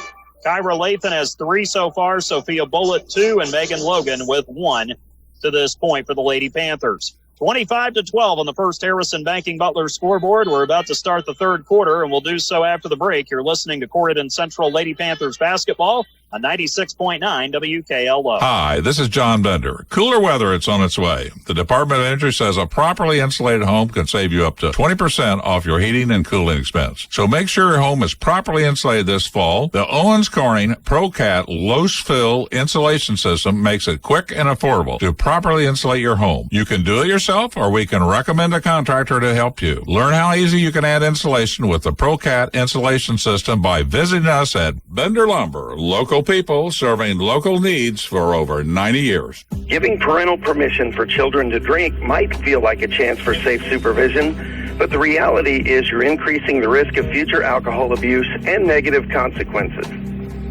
In addition to the potential for misuse down the road, we also know that alcohol use by teenagers has a damaging effect on brain development. If you really want the best for your child, ask yourself, what message are you sending? Paid for by Our Place Drug and Alcohol Education Services. Second half set to get underway for these two teams here tonight. Forest Park won the junior varsity contest earlier this evening, 49-28. And they will come back out to the second half, trailing 25-12 here in varsity action. Bree Howard had 5 points in that first half. And the Lady Rangers will have it to start the second half of play. And it will be Jenna Berg along with Bree Howard, as well as Molly Combs, Bailey Begley, and Avery Hill, the original starting 5 for the Lady Rangers. For Corydon Central, Reese Withers, Paisley Teeter, Sophia Bullitt, Katie Eve, and Jordan McCarty. Pass inside for Hill. Right block.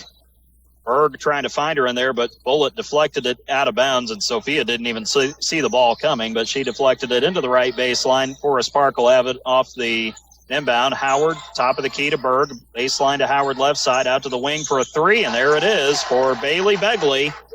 The 3-pointer there for her first points of the night. Cuts the lead down to 25-15, 7:38 left here in the third quarter. Up the floor, pass intended for Eve. Up the left sideline as Corydon goes from right to left here in the second half. Forest Park left to right. Lady Rangers in the road dark green uniforms, forest green with the white letters and numbers and the gold trim. Corydon Central home white uniforms, black letters and numbers with the old gold and black trim. McCarty misses a shot from point blank on the left side. Withers gets the rebound, goes back inside, missed the shot short. McCarty gets the rebound back again for the Lady Panthers. Kicks it out. And Withers missing a mid-range jump shot from the right elbow. Up the floor now, Howard to Berg. Left elbow jumper won't go. Hill goes back up with a rebound. Can't get it to go from the left side, about 8 feet away. And then a foul going to be called in the backcourt for a turnover. Katie Eve, I think, going to be called for steps there with 7:09 to go here in the third. 25-15 the score in favor of Corydon Central on the First Harrison Banking Butler scoreboard. Bree Howard, the inbound from the tee of Central right baseline into Berg above the right corner. Jenna Berg into the paint against Eve. Underneath over, nice. Gets the shot up and in with the scoop off the glass. Nice little shot. Jenna Berg with her first 2 of the half. 6 on the night for her now. 6:54 left here in the third. Forest Park's come out and jumped on the Lady Panthers quickly. 25-17 now. Howard almost knocked it away from Withers in the backcourt. Reese does pick it up, though, gives it to Bullitt, who has it right side. She'll drive it down to the corner to Teeter on the left. Teeter dribbles up to the wing, out to Withers, now high post to McCarty. Turns and faces, kicks it out to Teeter. 3, left wing on the way, off the side of the rim. Rebound to Howard on the left baseline. She'll work it up the floor now to Berg. Up the left side in Forest Park's front court. Berg, layup, left side off the glass, and it rolls in. She's got 8. Lady Panthers all of a sudden only up by 6, 25-19. Closest this game has been since the first quarter. Bullitt gets it right side of the front court. Down low to McCarty. At a late whistle, and a foul is going to be whistled on Avery Hill, the 6-foot junior for the Lady Rangers. Got into McCarty there on the entry pass on the right side. That foul on Hill will be her second. Team's first of the quarter. Claire Warren and Ellie Munier are back on the floor for Forest Park, replacing Jenna Berg as well as Bailey Begley in the lineup.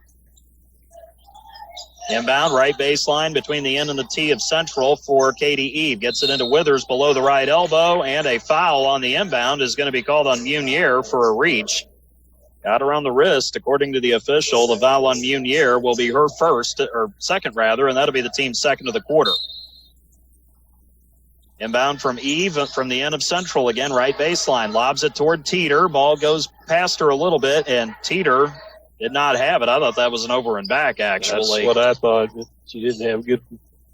I don't know how that worked. I don't know how she didn't get called there. McCarty gets it, dribbles to the left block, kicks it to Withers. Her 12-foot jumper off the back of the rim too strong. Combs able to come away with the rebound for Forest Park. Molly Combs pushes it up the floor to Munier left side to the block. Forces up the shot. It won't go.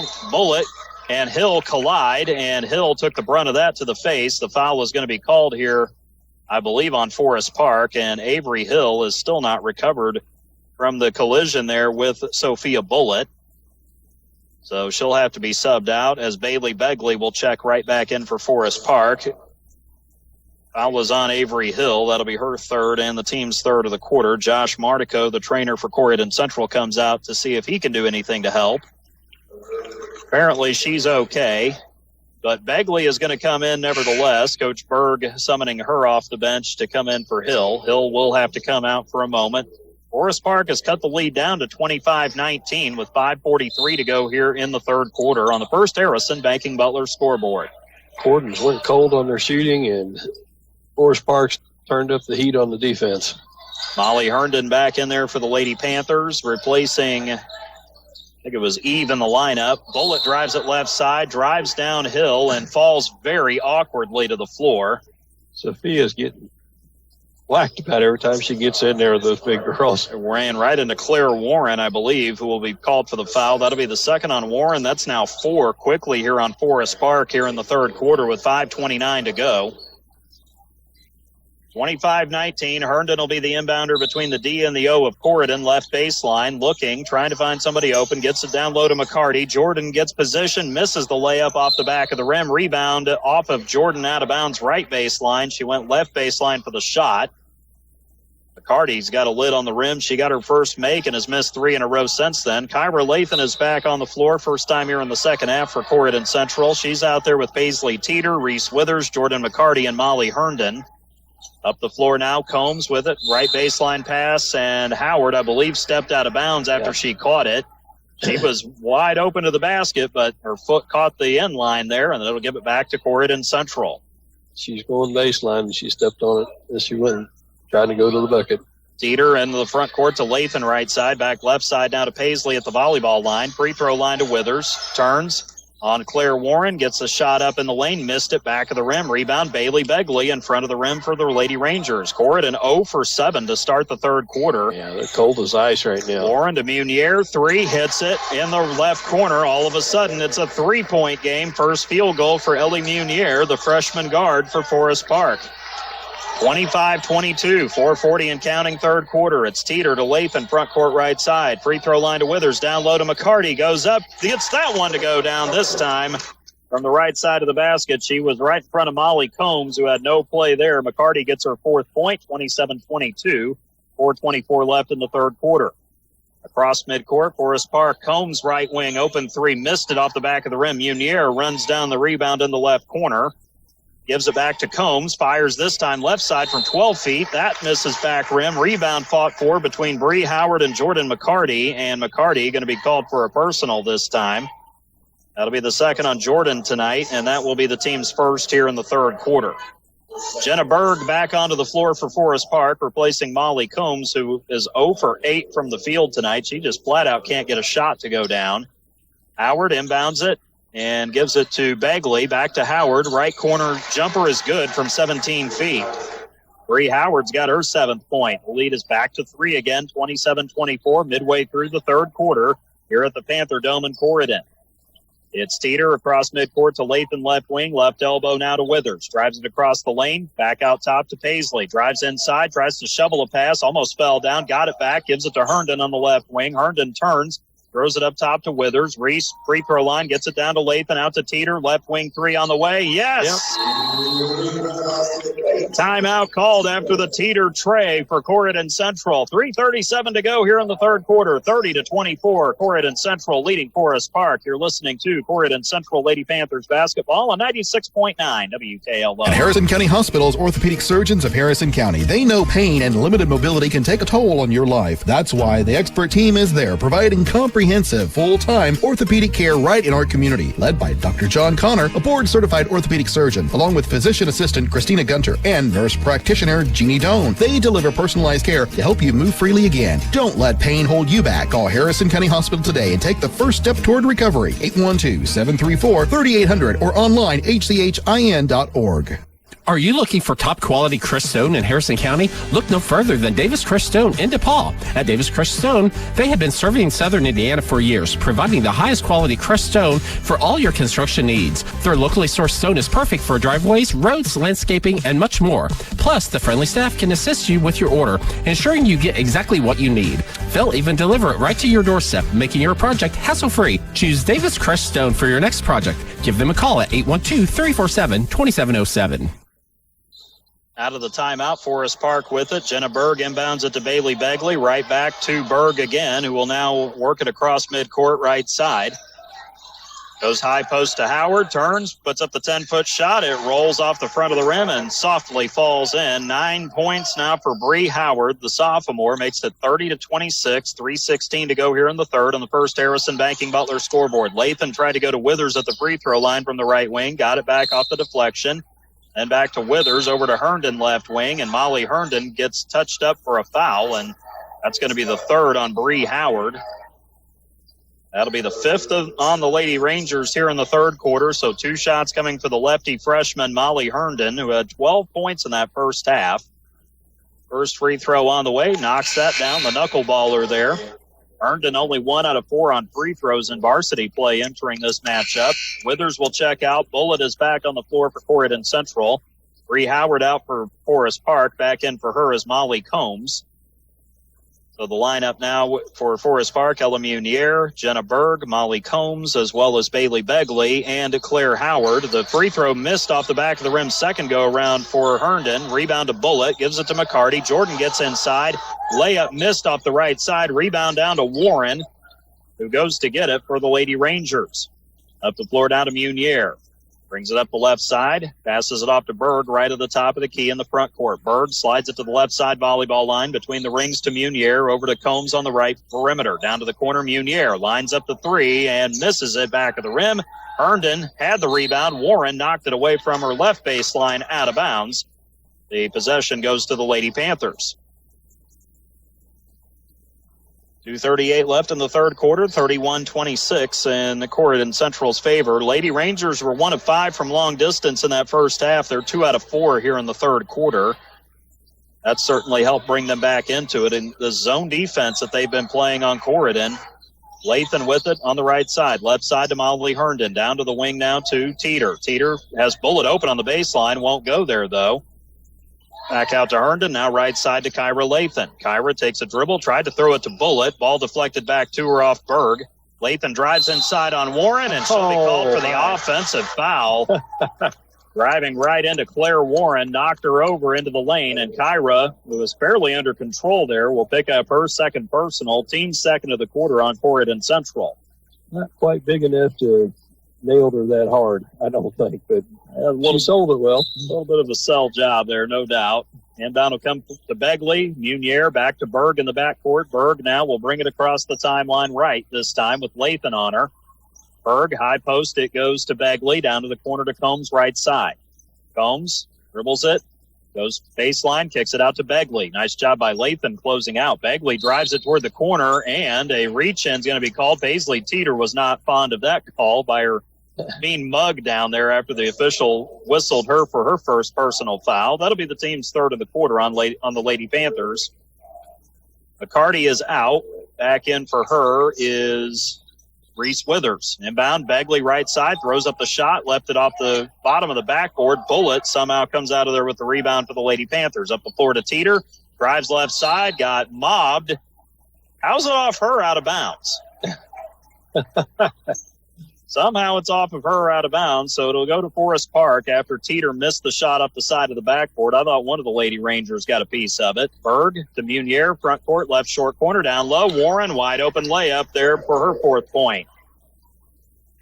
31-28, 1:23 to go here in the third quarter. Lady Panthers have given up 16 points in this quarter to Forest Park. They only had 12 in the first half. A lazy pass from Herndon. Knocked away, stolen by Munier. Double dribble as she got a little bit too fast into the front court, driving down that left side.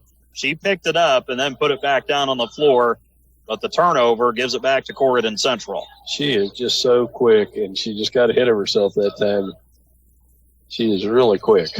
Logan about to check back in for Corydon Central. Meanwhile, they work it around the perimeter. Teeter with it left wing. Goes to Herndon up top, around right side to Lathan. High post to Withers, right elbow. Gets it, almost lost it, then gets it out to Teeter, though, who has it in the left corner. Back out to Herndon at the volleyball line with 49 seconds to go here in the third. Teeter gets it back above the left corner. Tried to go to Reese. It was not there at all. Berg steals it, runs it up the floor for Forest Park. Into the paint, turns, forces up the shot, missed it short. Warren under the basket gets the rebound. One dribble out, lays it up and in right side off the glass around Molly Herndon. It's a 1-point lead for Corydon Central. They led 22-7 at one point in the first half. Since then, it's been 23-9 in favor of the Lady Rangers. Teeter holds it below the timeline left. 15 seconds to go in the quarter. Teeter holding. Coach Conrad trying to get everybody in position. 10 seconds, 9 seconds, 8 seconds. Over to Withers, left wing. Out to Lathan beyond the volleyball line. Back to Teeter, who almost traveled with it. Back out to Lathan straight away. Throws it up at the horn. It hits the front of the rim, bounces left, and that is the end of the third quarter of play.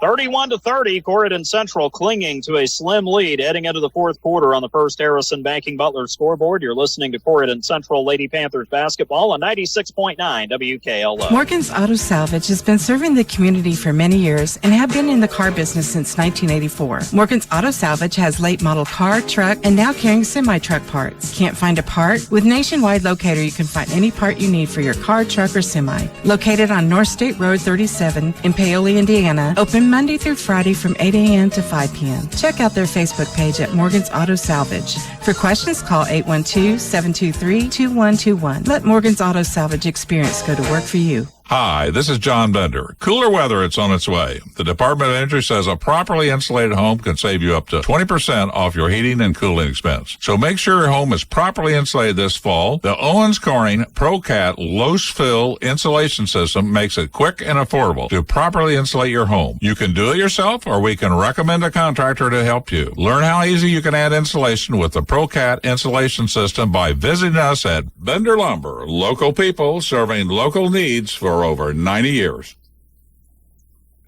Fourth quarter set to get underway here at the Panther Dome on the campus of Corydon Central High School here in the town of Corydon, along with our statistician and analyst, Greg Deaton. I'm David Deaton with the play-by-play. Forest Park was down 13 at halftime, 25-12. They've reeled it into a one-point game, 31-30, as we begin the fourth quarter here at the Panther Dome here on 96.9 WKLO. You can also listen on 96.9 or WKLO969.com or on YouTube, WKLO 96.9, as well as on your Alexa. Here's Herndon, three left wing, missed it back of the rim. Munier runs down the rebound for Forest Park. Herndon's first miss from the outside. Then Berg hits a three straight away to open the quarter, and the Lady Rangers have their first lead since it was 2-0 in the early going. Lady Panthers are going to have to get it in gear on both ends of the floor right now. They work it around left side to Teeter. Back over to Herndon between the circles. To Withers on the right wing. This zone has really befuddled them in the second half. Herndon gets it, drives it into the paint, kicks it back out to Teeter. She kicks it into the lane, back out to Withers for a three, and Reese rattles it home for her first tray of the contest, her second field goal. She's got 5 points. 34-33, Lady Panthers in front now. 7 minutes to go here in the fourth and final frame. Molly Combs gets it from Jenna Berg on the right wing. Drives it, kicks it down to Warren in the corner. Claire Warren back to Combs in the post. Combs goes opposite side to Berg, but it's stolen. Sophia Bullitt steps in left side of the lane for the takeaway.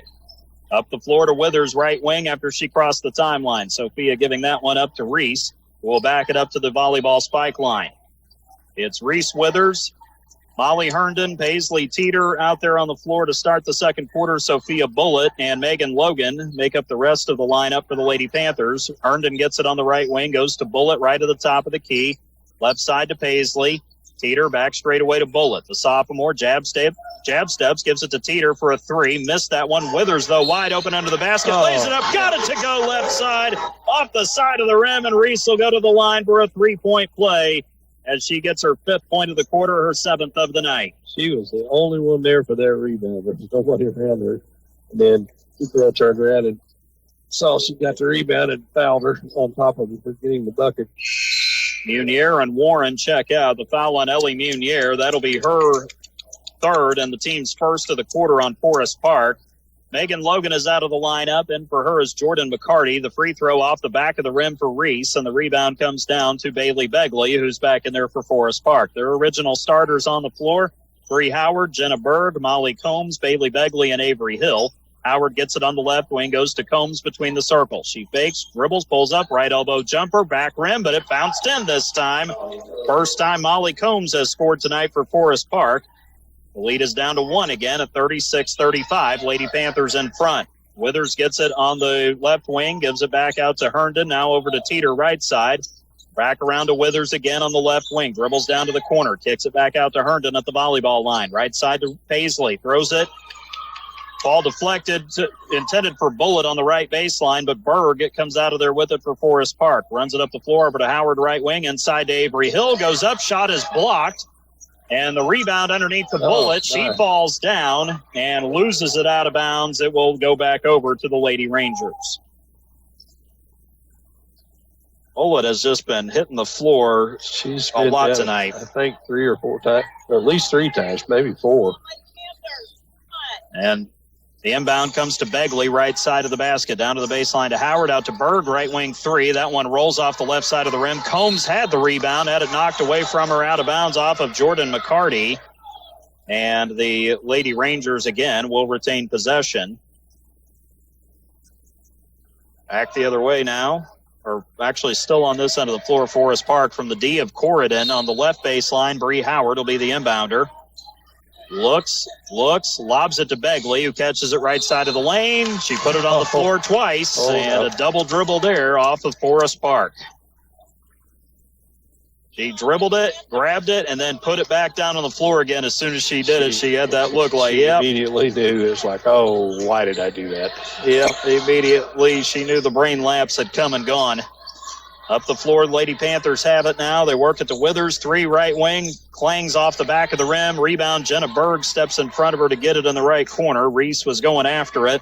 Up the floor now to Hill, mid-range left side, over to the right side to Howard. Her 8-foot jumper misses off the back of the rim, and the rebound to Bullitt, who gets a little shove. There wasn't a lot of contact there, but they will call it this time on Avery Hill, and that's now going to be 4 on Hill for Forest Park, and that'll be the team's second. Hill has not scored in this game tonight, and considering she's considered Forest Park's most important player, according to Coach Conrad, she really hasn't been able to get much going offensively tonight. That's been a big factor, especially early, that she's still not scoring. So, well, Claire Warren back in the game for her now. Corydon's defense has worked well inside. Well, here's Teeter. They got to get this side of the floor going, though. The offense has been ice cold in the second half. Withers drives it left side. Ball gets knocked loose, and Claire Warren gets a steal for Forest Park below the left block. Warren works it up the floor to Combs, throws it to the high post to Munier at the free throw line, over left wing to Begley, drives it to the lane, stops right below the elbow, out to Combs. Drives it, throws it into the corner to Howard, but Sophia Bullitt steps in to knock it out of bounds. It'll stay with the Lady Rangers. Molly Herndon is out. Katie Eve is in for Corydon Central. Also, Kyra Lathan will replace Sophia Bullitt in the lineup. Kyra, 5'6" and a junior, averaging 3 points, just under 3 rebounds per game. And Eve, 5'9" and a senior, 1.8 points and 4.4 rebounds per game. 4:04 to go, fourth quarter, 36-35. Lady Panthers in front on the First Harrison Banking Butler scoreboard. Inbound to Begley, gives it back to Combs, top of the key, got pushed, but no call there. Munier gets it on the right perimeter, down to the corner to Warren. She'll drive around Withers. McCarty cuts her off on the right baseline, out to the wing to Munier.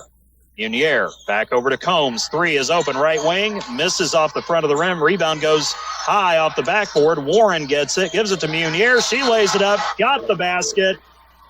Right side with the cut. She lays it up and in off the back of the rim. And the Reese got hit in the face way back 3 passes ago, and she's having trouble seeing. Well, that's after she got hit in the Eastern game on Thursday, too. She was a little questionable coming in. The foul on Jordan McCarty, her third, team's first of the quarter on the Lady Panthers. Munier will step to the free throw line, and she'll get one shot here. Reese is going to come out. Sophia Bullitt is back out there along with Katie Eve. The free throw misses back to the rim for Munier, and I think Begley tipped it out of bounds there into the right corner, so it will go to Corydon. Down by 1 point. Had enough reach to get it. 37-36, 3:37 to go here in the fourth quarter. Inbound to the Lady Panthers and Teeter. Up the floor to Eve now on the right wing. Katie looks. Forest Park now kind of looking like they're in a man-to-man defense here, although it looks like still that 2-3 matchup zone that they've been using. Teeter has it, controls it out front at the half-court circle. Lost her dribble. Somebody's got to help her out. Coach Conrad will do just that by calling timeout. With 3:10 to go in the fourth quarter, it's Forest Park nudged ahead of Corydon Central, 37-36. You're listening to Corydon Central Lady Panthers basketball on 96.9 WKLO. And Harrison County Hospital's orthopedic surgeons of Harrison County. They know pain and limited mobility can take a toll on your life. That's why the expert team is there, providing comprehensive, full-time orthopedic care right in our community. Led by Dr. John Connor, a board-certified orthopedic surgeon, along with physician assistant Christina Gunter and nurse practitioner Jeannie Doan. They deliver personalized care to help you move freely again. Don't let pain hold you back. Call Harrison County Hospital today and take the first step toward recovery. 812-734-3800 or online hchin.org. 3:10 to go here in the fourth quarter here at the Panther Dome on the campus of Corydon Central High School here in the town of Corydon. 37-36, Forest Park has rallied from a 13-point halftime deficit to take the lead on the Lady Panthers here on the First Harrison Banking Butler scoreboard. The inbound will come from Kyra Lathan. She'll throw it to Paisley Teeter. Gets it over right side to Sophia Bullitt. High post to McCarty. Down to the corner to Teeter left side. Drives it up to the left elbow. Over right side to Bullitt. Drives in. Lost the ball. Warren steals it. Now Munier has it into the front court. Gives it up to Bree Howard on the right wing. Up to Berg now, who gives it over left side to Bailey Begley. She fakes, drives in, throws up a floater short. Oh, come on. That was nothing. I call him, a weak touch foul on Jordan McCarty there. That's going to be her fourth, the team's second of the quarter. 2 shots coming up for Bailey Begley, who is 0 for 2 at the line tonight, made a 3 there in that third quarter of play. First free throw off the back of the rim, and if Forest Park loses this game, it's going to be because of free throws. They're 1 out of 10 at the stripe right now. Not been good for them tonight at all. McCarty is out. Meanwhile, back in for her is Reese Withers. Second free throw misses, and Bullitt runs down the rebound right side as it clanged off the back of the cylinder. Sophia's got 9 boards tonight so far. He has 1 point to go with it, a free throw in the second quarter. Withers controls it in the front court right side. She's back in there with Eve, Bullitt, Lathan, and Teeter for the Lady Panthers. Eve gets it above the right corner, back out to Bullitt, around to Lathan on the left side. Kyra drives it toward the paint, kicks it out top. Withers, 3 straight away off the front of the rim, missed right side to Bailey Begley, who comes down with the rebound. And now, in the backcourt with it is Ella Munier. Munier to Berg up the left sideline to Bree Howard, high post, drives in, throws up the shot, can't get it to go. Withers can't get the rebound. That went off of Reese. Yeah, it did. There's no doubt that went off of her. And the Lady Panthers catch a massive break there. That was definitely off her hand. Molly Herndon is in. Katie Eve is out for Corydon Central. So again, for Forest Park, it's Berg, Munier, Howard, Warren, and Begley. For the Lady Panthers, Withers, Lathan, Teeter, Herndon, and Bullitt out there. Herndon has it in the left corner now. Molly takes one dribble, gives it back over to Withers at the volleyball line left side. 2 minutes to go, fourth quarter. Back to Herndon, inside to Withers. Ball gets knocked away from her.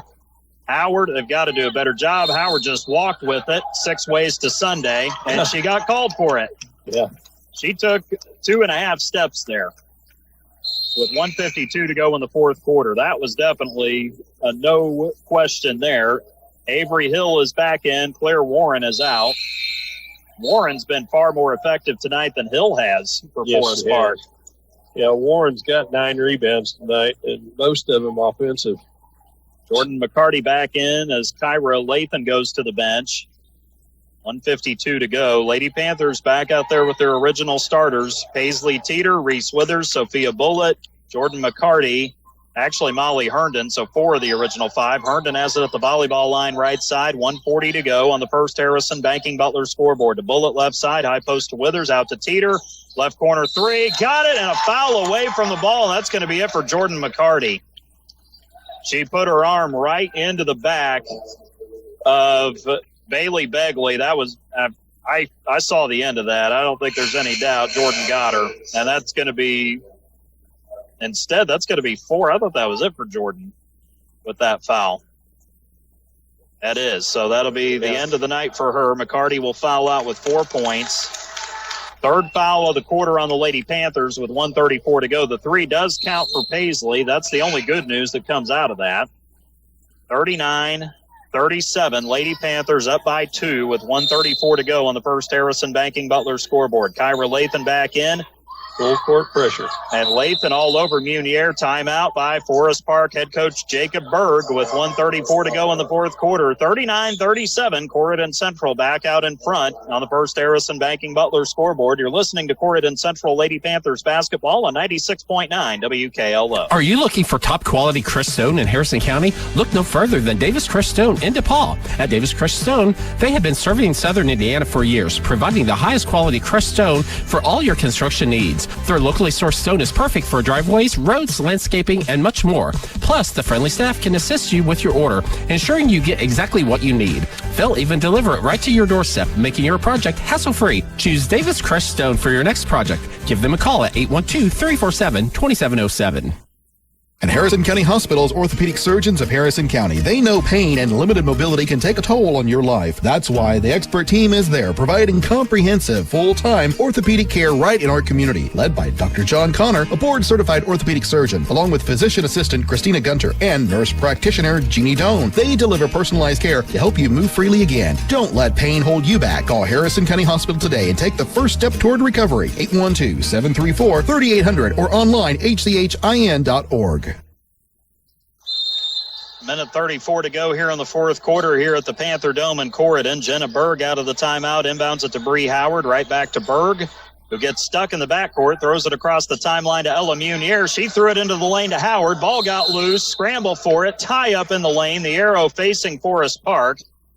Teeter and Bullitt were in there to tie her up as Howard had to dive on the floor after it, and the sophomore, fortunately, able to keep it on the Forest Park end of the court. 1:23 to go. Bree Howard is the inbounder from the end of Central right baseline out to Munier, and then we've got a foul away from the ball, and it's going to be an offensive foul on Bailey Begley, who has been getting pushed around a little bit tonight, but she kind of got caught red-handed there in the paint, and that foul on Begley is her third, team's third of the quarter on Forest Park. Full court pressure again. It's also a turnover against the Lady Rangers. There have been so many turnovers both ways tonight. Bullitt catches the inbound pass, almost falls out of bounds, but gets it to Withers before she does.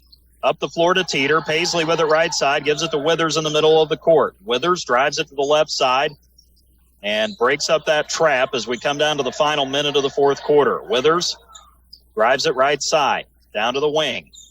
Lobs it out to Teeter between the circles. Less than a minute to go now. 56 seconds left in the fourth quarter. Teeter with it. Up by 2, the Lady Panthers, 39-37. Munier guarding Teeter.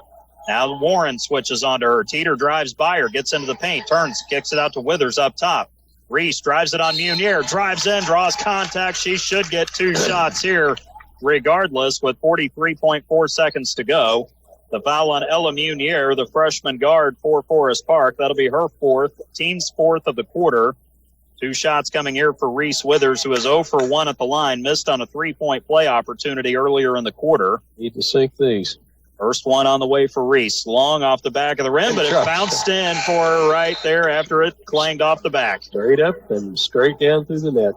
Reese is 61% coming in, 53 out of 87. She's actually the best free throw shooter the Lady Panthers have had this season, believe it or not.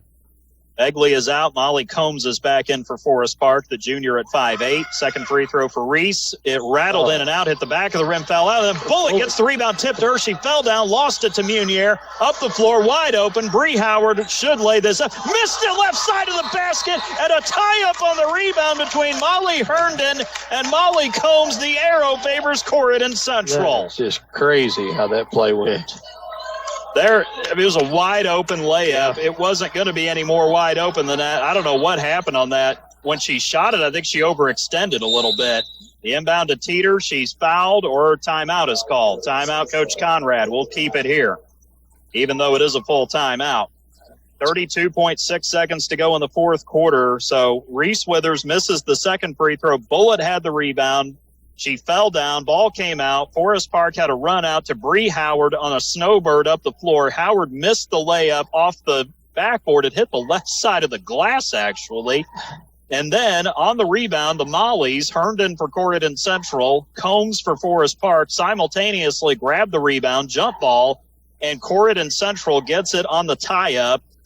On the possession arrow, up by 3, 40-37 with 32.6 seconds to go in the 4th quarter on the First Harrison Banking Butler scoreboard.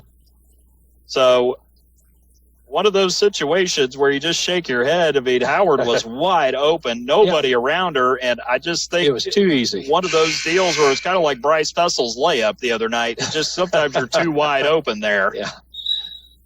Oh, my. Boy, that was a huge break for the Lady Panthers. Because if she makes that, it's a 1-point game, and really the pressure's been on the Lady Panthers the entire second half. Yeah. They had a 13-point lead at halftime. I think they were up 15 there in the second quarter, and now they're in survival mode, having to get the inbound, trying to get to the free throw line. Forest Park doesn't have any more fouls to give. Next defensive foul against the Lady Rangers puts Corydon in the 2-shot foul from here on out. Withers will inbound it. They're trying to get it Paisley. She does. Paisley dribbles around, gets past Warren, and Warren has to reach in to foul her. That'll be the 3rd on Claire Warren. And that'll now put the Lady Panthers in the double bonus from here on out. Paisley is 1 out of 1 at the line, made a 3-point play in the second quarter. She's got 12 points on the night. Believe it or not, Molly Herndon, at least for now, is still the leading scorer for the Lady Panthers with 13 points. But Teeter just equaled her. Molly's had a great night. She's played very well tonight. Had a great first half, especially with those trays. Begley is out for Forest Park. Combs back in for her, offense for defense. She'll be out there with Munier, Berg, Warren, and also Howard. The second free throw is good for Paisley. She's now got a team-high 14. 42-37, 28 seconds to go in the quarter. Inbound from Berg to Howard, back to Berg, up the left side of the floor. Berg into the corner to Combs, lines up the 3, missed it. Long, rebound to Warren, goes back up, lays it up, missed it, left side of the basket. Eve with the rebound on the weak side, and the foul in the corner on Forest Park. Lady Rangers will send the Lady Panthers back to the line as Claire Warren just picked up her 4th personal foul. They've only played 7 tonight.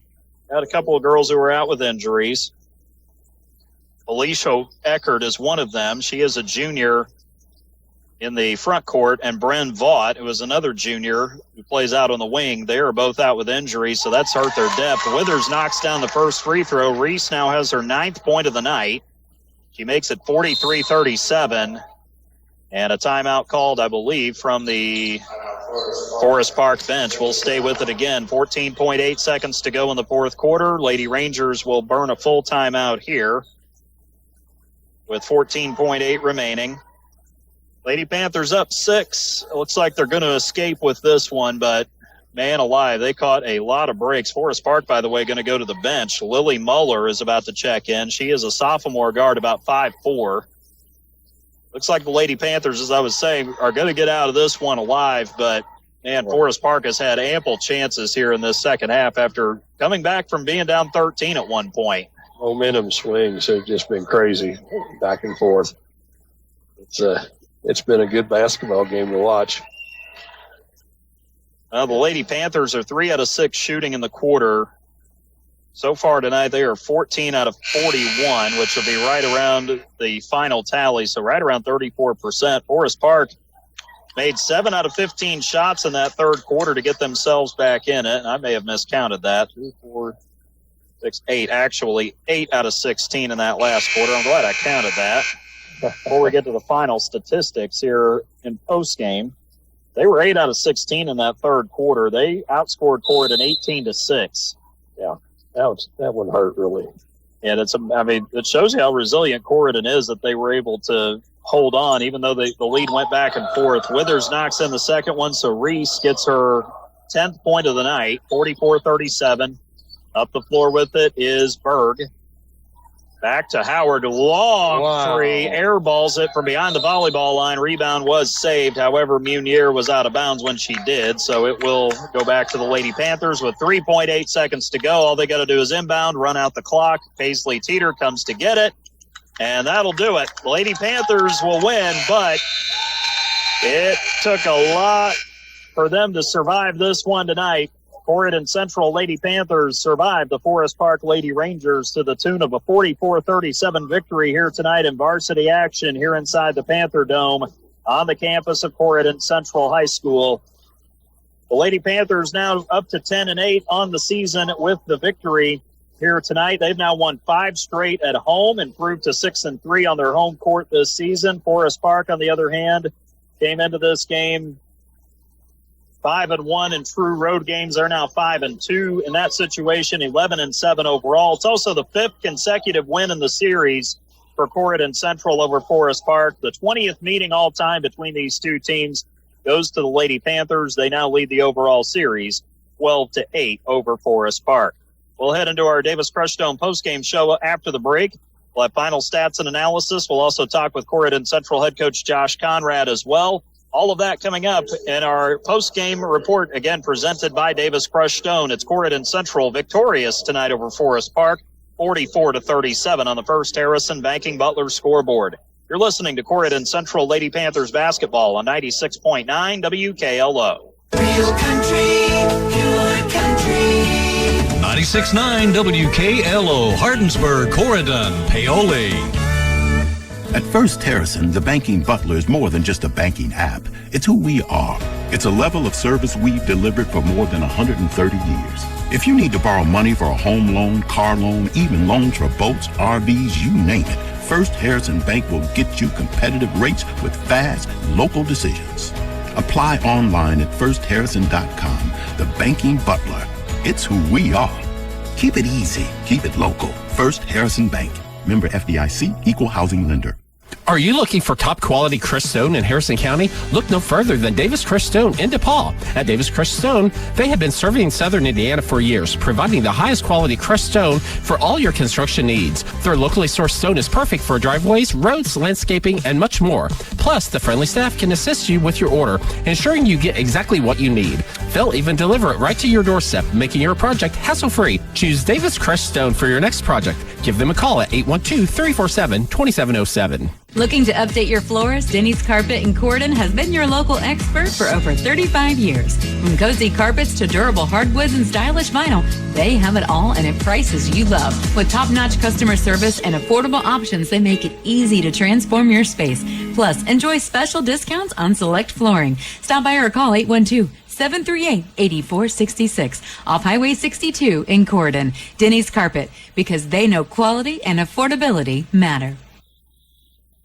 Makes a huge difference when you can knock down your free throws down to the home stretch, just as the Lady Panthers did in that fourth quarter. They made 5 out of 7 free throws, a game where the lead changed hands 4 times in that fourth quarter of play, all 1-point leads at one point or another. Forest Park did get the lead there in the fourth quarter at 33-32. I believe that was the last time they had the lead in this one. The Lady Panthers outscore Forest Park 12-11 5-4 from that point on, and it's Corydon Central who comes out on top tonight with the final score on the First Harrison Banking Butler scoreboard, 44-37.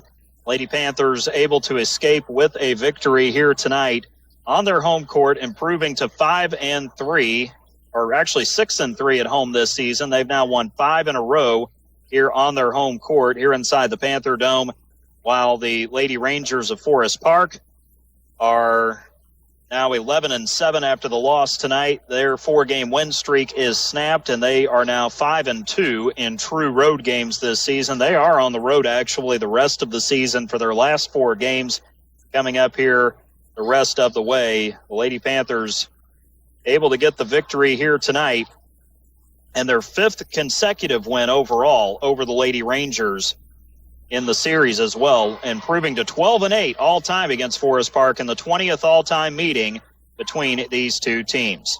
We welcome you to our Davis Crushstone postgame show right here on 96.9 WKLO, streaming online at WKLO969.com as well, along with our statistician and analyst tonight, Greg Deaton. I'm David Deaton with the play-by-play. Corydon Central getting the victory, a tough one here at home to get their 10th win of the season. They are now 10-8 on the campaign.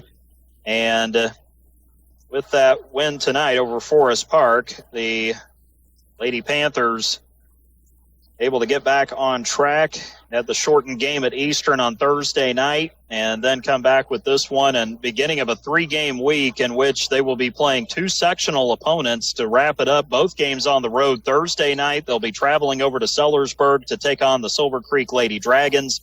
And then on Saturday, it's a matinee matchup with the Madison Lady Cubs, where the Lady Panthers will try to finish the week on a high note, and then the Lady Panthers will be back here again next Tuesday night when they will take on the North Harrison Lady Cats before hosting Floyd Central on Saturday, January 24th, and what will be the Senior Day game, as the Lady Panthers will honor a big senior class here from Corydon Central, including Paisley Teeter, Reese Withers, Katie Eve, Jordan McCarty, Megan Logan, as well as Caden Beecham and Lily Pavey among the players, and then manager Chloe White will also be among the seniors who will be recognized. And then the Lady Panthers on Thursday, January 29th, will travel to Crawford County to take on the Lady Pack at Ron Ferguson Gymnasium.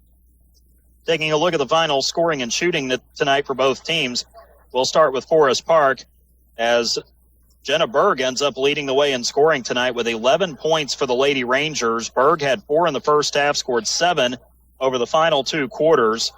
Berg made a couple of baskets there in the third quarter and then made a big 3 there early in the fourth quarter to give Forest Park the edge at 33-31, I actually think, there at that point.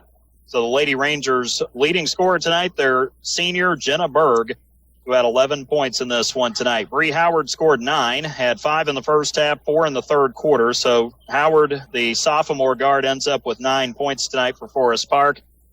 And then Ellie Munier and Claire Warren both came off the bench tonight. Each scored 6. Munier had 1 point in the second quarter, made a 3 in the third, 2 in the fourth quarter on an and one opportunity that she didn't cash in on. So Munier had 6. Warren had 6 as well, 2 in the second, 4 in the third.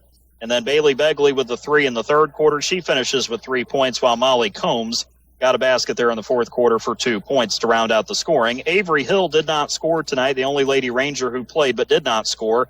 Forest Park made 11 out of 28 shots in the second half. They shoot 16 out of 51 tonight for 31%. They were 3 out of 8 from behind the arc in the second half and ended up 4 out of 13 for 31% from the outside. They were 1 out of 11 at the free throw line tonight, good for just 9%. Head coach Josh Conrad joins us here in our Davis Crushstone postgame show.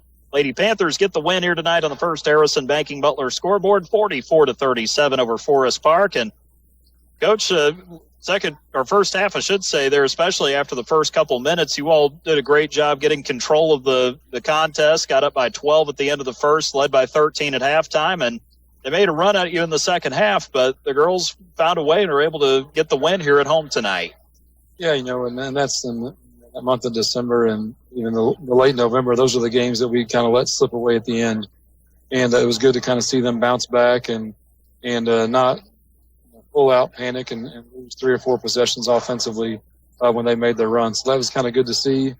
We talked at halftime, this very easily could be a tie game. It very easily could be us up 25-30 just because, we had made a bunch of just silly mistakes and they'd missed a bunch of shots in the paint. So we kind of talked, they're going to make a run. We got to be ready to handle it. And that's exactly what the girls did there in that third quarter. And, I mean, you had some shots that were going in the first half that weren't going in that third quarter. Then Forest Park kind of got things going. They were able to get into the lane and play inside out, and then they started picking up confidence. And next thing you know, it goes from a 13-point game to 1 by the end of the quarter. Yeah, they had a really good 4 or 5 trips right there that cut it down quick. And we told them, they can score. Like, they do a really good job moving the basketball. They're a good offensive team.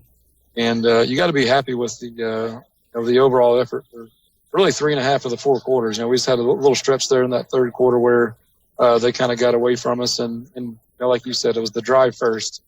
And we talked about that, knowing what hand, strong hand, trying to take that away because, they were able to drive straight to the basket with the right hand or the left hand, which good it was.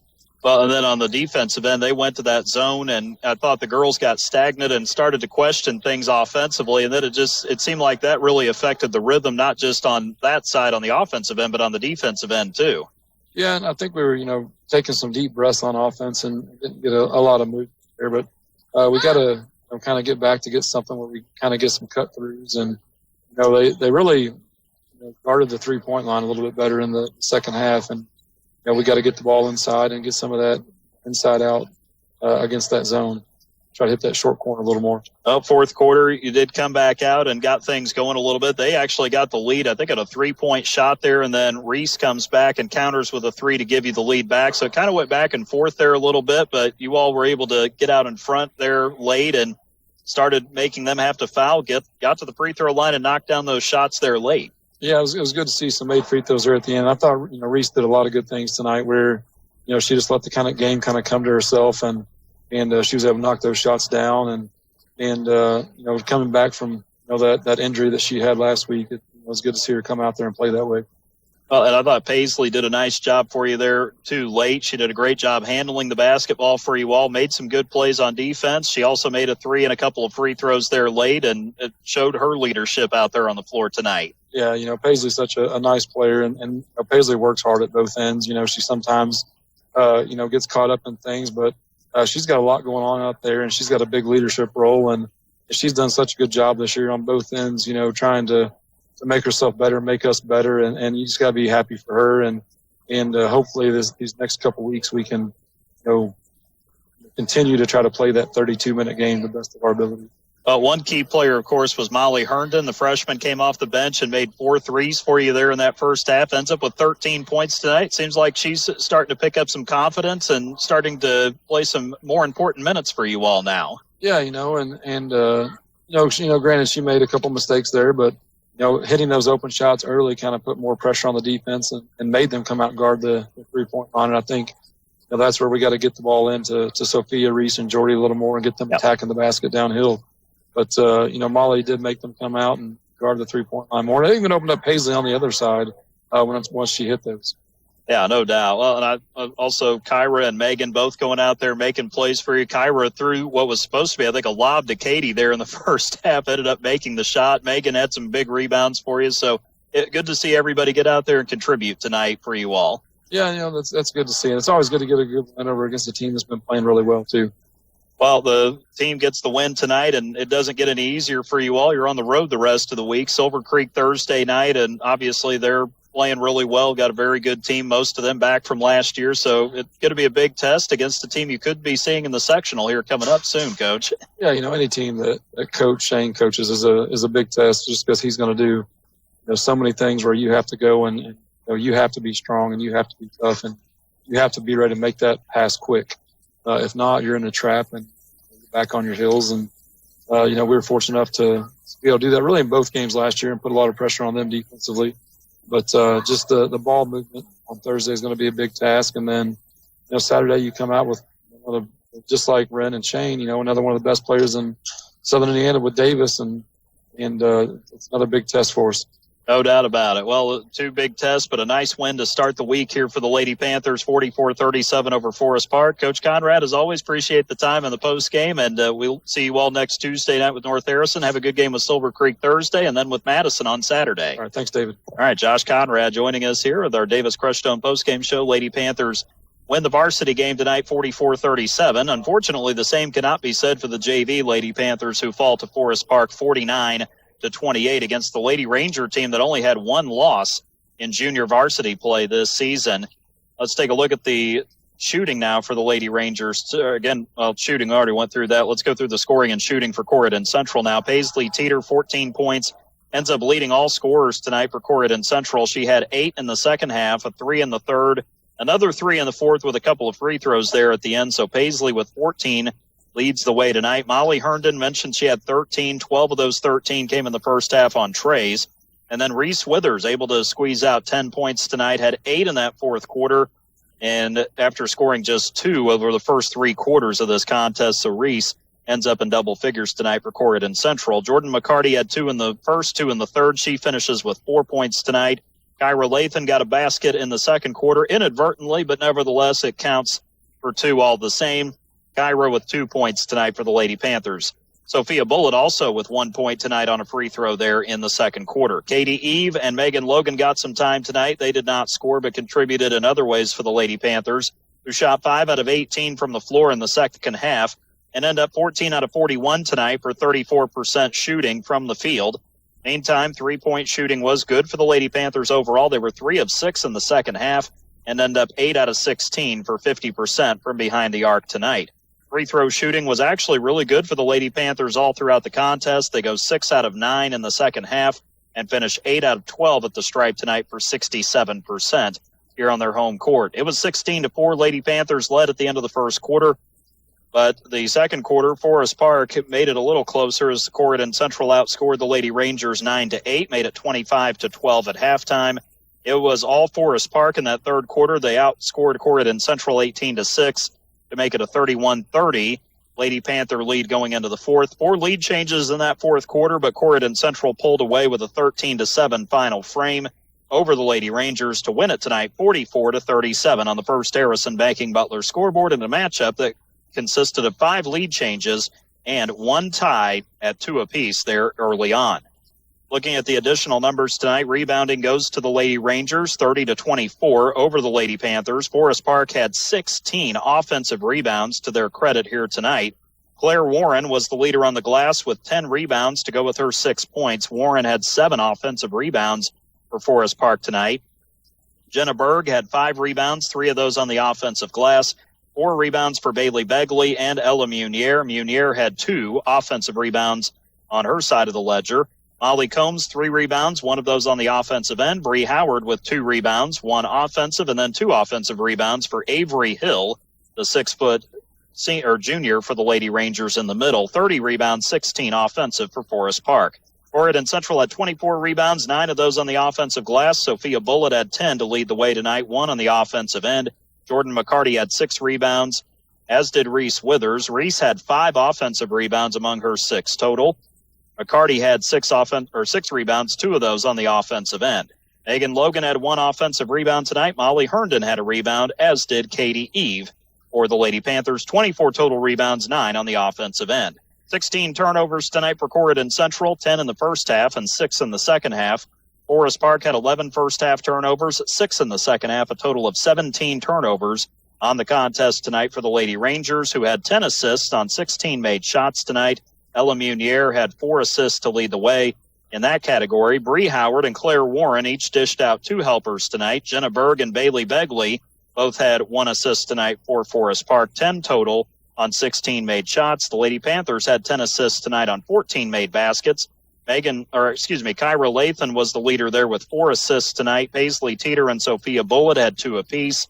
And Reese Withers and Megan Logan with 1 assist apiece for the Lady Panthers, who win it tonight, 44-37 over Forest Park. We'll take one last quick break. We'll wrap things up with our Davis Crushstone postgame show after this. You're listening to Corydon Central Lady Panthers basketball right here on 96.9 WKLO. For generations, Prosser has been at the heart of our community. We need you. The Prosser Alumni Association helps seniors who need transitional support, guiding them into jobs or career path and giving them the resources to succeed. Students can apply for scholarships in January at prosseralumni.org. Alumni, join us now. Be a member, donate, or sponsor and help mold the next generation of leaders. Visit prosseralumni.org. Prosser. Skills today, success tomorrow.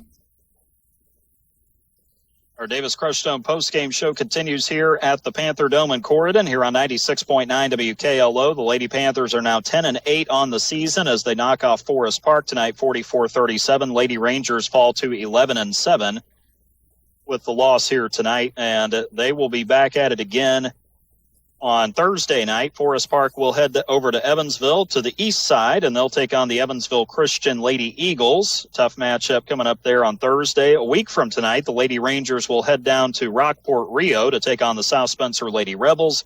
They'll round out their regular season on Thursday, January 22nd, when they travel over to Mount Vernon in Posey County before traveling to North Posey on January the 29th.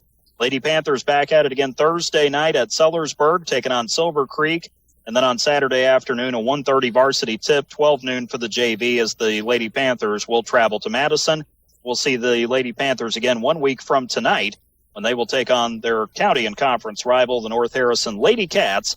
That game will be right here inside the Panther Dome. We'll have the coverage for you a week from tonight right here on 96.9 WKLO as the Lady Panthers will play the last of one of their final two home games of the season against the Lady Cats. Meanwhile, our next broadcast here on 96.9 WKLO coming up Friday night, it will be a commemorative night at North Harrison as the Cougars will have a home game, but it won't be in the Cougar Den as normal. North Harrison will have a special throwback game inside the old high school gym, which is now the main gym in the middle school. The 1976 sectional championship team will celebrate their 50th anniversary. They will reunite to mark the historic occasion. The Eastern Musketeers will visit the Cougars. The Musketeers, of course, have had a difficult season. They're 2-10 overall, 1-5 in true road games. They've been looking for consistency behind their senior forward, Brody Temple. The Musketeers have had contributions from junior wing and Corydon transfer Trenton Friedmeier, sophomore guard Jeff Fowler, junior guard Gavin Hurst, and freshman guard Carter Smith. This will be the second meeting between the teams this season. North Harrison won the last meeting in the Cement City Classic in Mitchell, 73-46 on December 29th. And so join us for our Davis Crushstone pregame coverage Friday evening. We'll get started around 7:15 from the main middle school gym on the campus of North Harrison Middle School in Ramsey. The JV at 6 with the varsity around 7:30. Catch North Harrison and Corydon Central girls and boys basketball throughout the season right here on 96.9 WKLO. You can listen on WKLO969.com as well as on your Alexa, or you can listen to our live stream on YouTube, WKLO 96.9, another way to catch our broadcast throughout the season. So as we close up shop for the night, we would like to thank all of our great sponsors for their support of our broadcasts, Harrison County Hospital, as well as Denny's Carpet and Our Place Drug and Alcohol Services in Corydon, as well as Prosser Career Education Center in New Albany, Bender Lumber, First Harrison Bank, Morgan's Auto Salvage in Paoli, and Davis Crushstone in DePaul. Most of all, thanks to you for listening to our Corydon Central girls basketball broadcast tonight. The final score on the First Harrison Banking Butler scoreboard, it's Corydon Central defeating Forest Park 44-37 on the First Harrison Banking Butler scoreboard here tonight inside the Panther Dome on the campus of Corydon Central High School. We thank you for listening to our broadcast and for tuning into our postgame coverage presented by Davis Crushstone, located at 8605 Big John Road in DePaul. For all of your Crushstone, lime, and aggregate needs, call Davis Crushstone at 812-347-2707. For our statistician and analyst, Greg Deaton, I'm David Deaton saying have a great night from the Panther Dome on the campus of Corydon Central High School here in the town of Corydon. This reminder on the way out, keep your heads held high, love each other, be a light in your community, and may God bless America. Thanks again for tuning into our broadcast tonight. You've been listening to coverage of Corydon Central Lady Panthers basketball right here on 96.9 WKLO. This broadcast on Real Country 96.9 WKLO has been made possible by our incredible community sponsors: Davis Crushstone, Dr. Black's Eye Associates, Denny's Carpet, First Harrison Bank, Morgan's Auto Salvage, Our Place Drug and Alcohol Services, Prosser Career Education Center. Thanks for supporting local athletes, local schools, and local radio. This has been Real Country 96.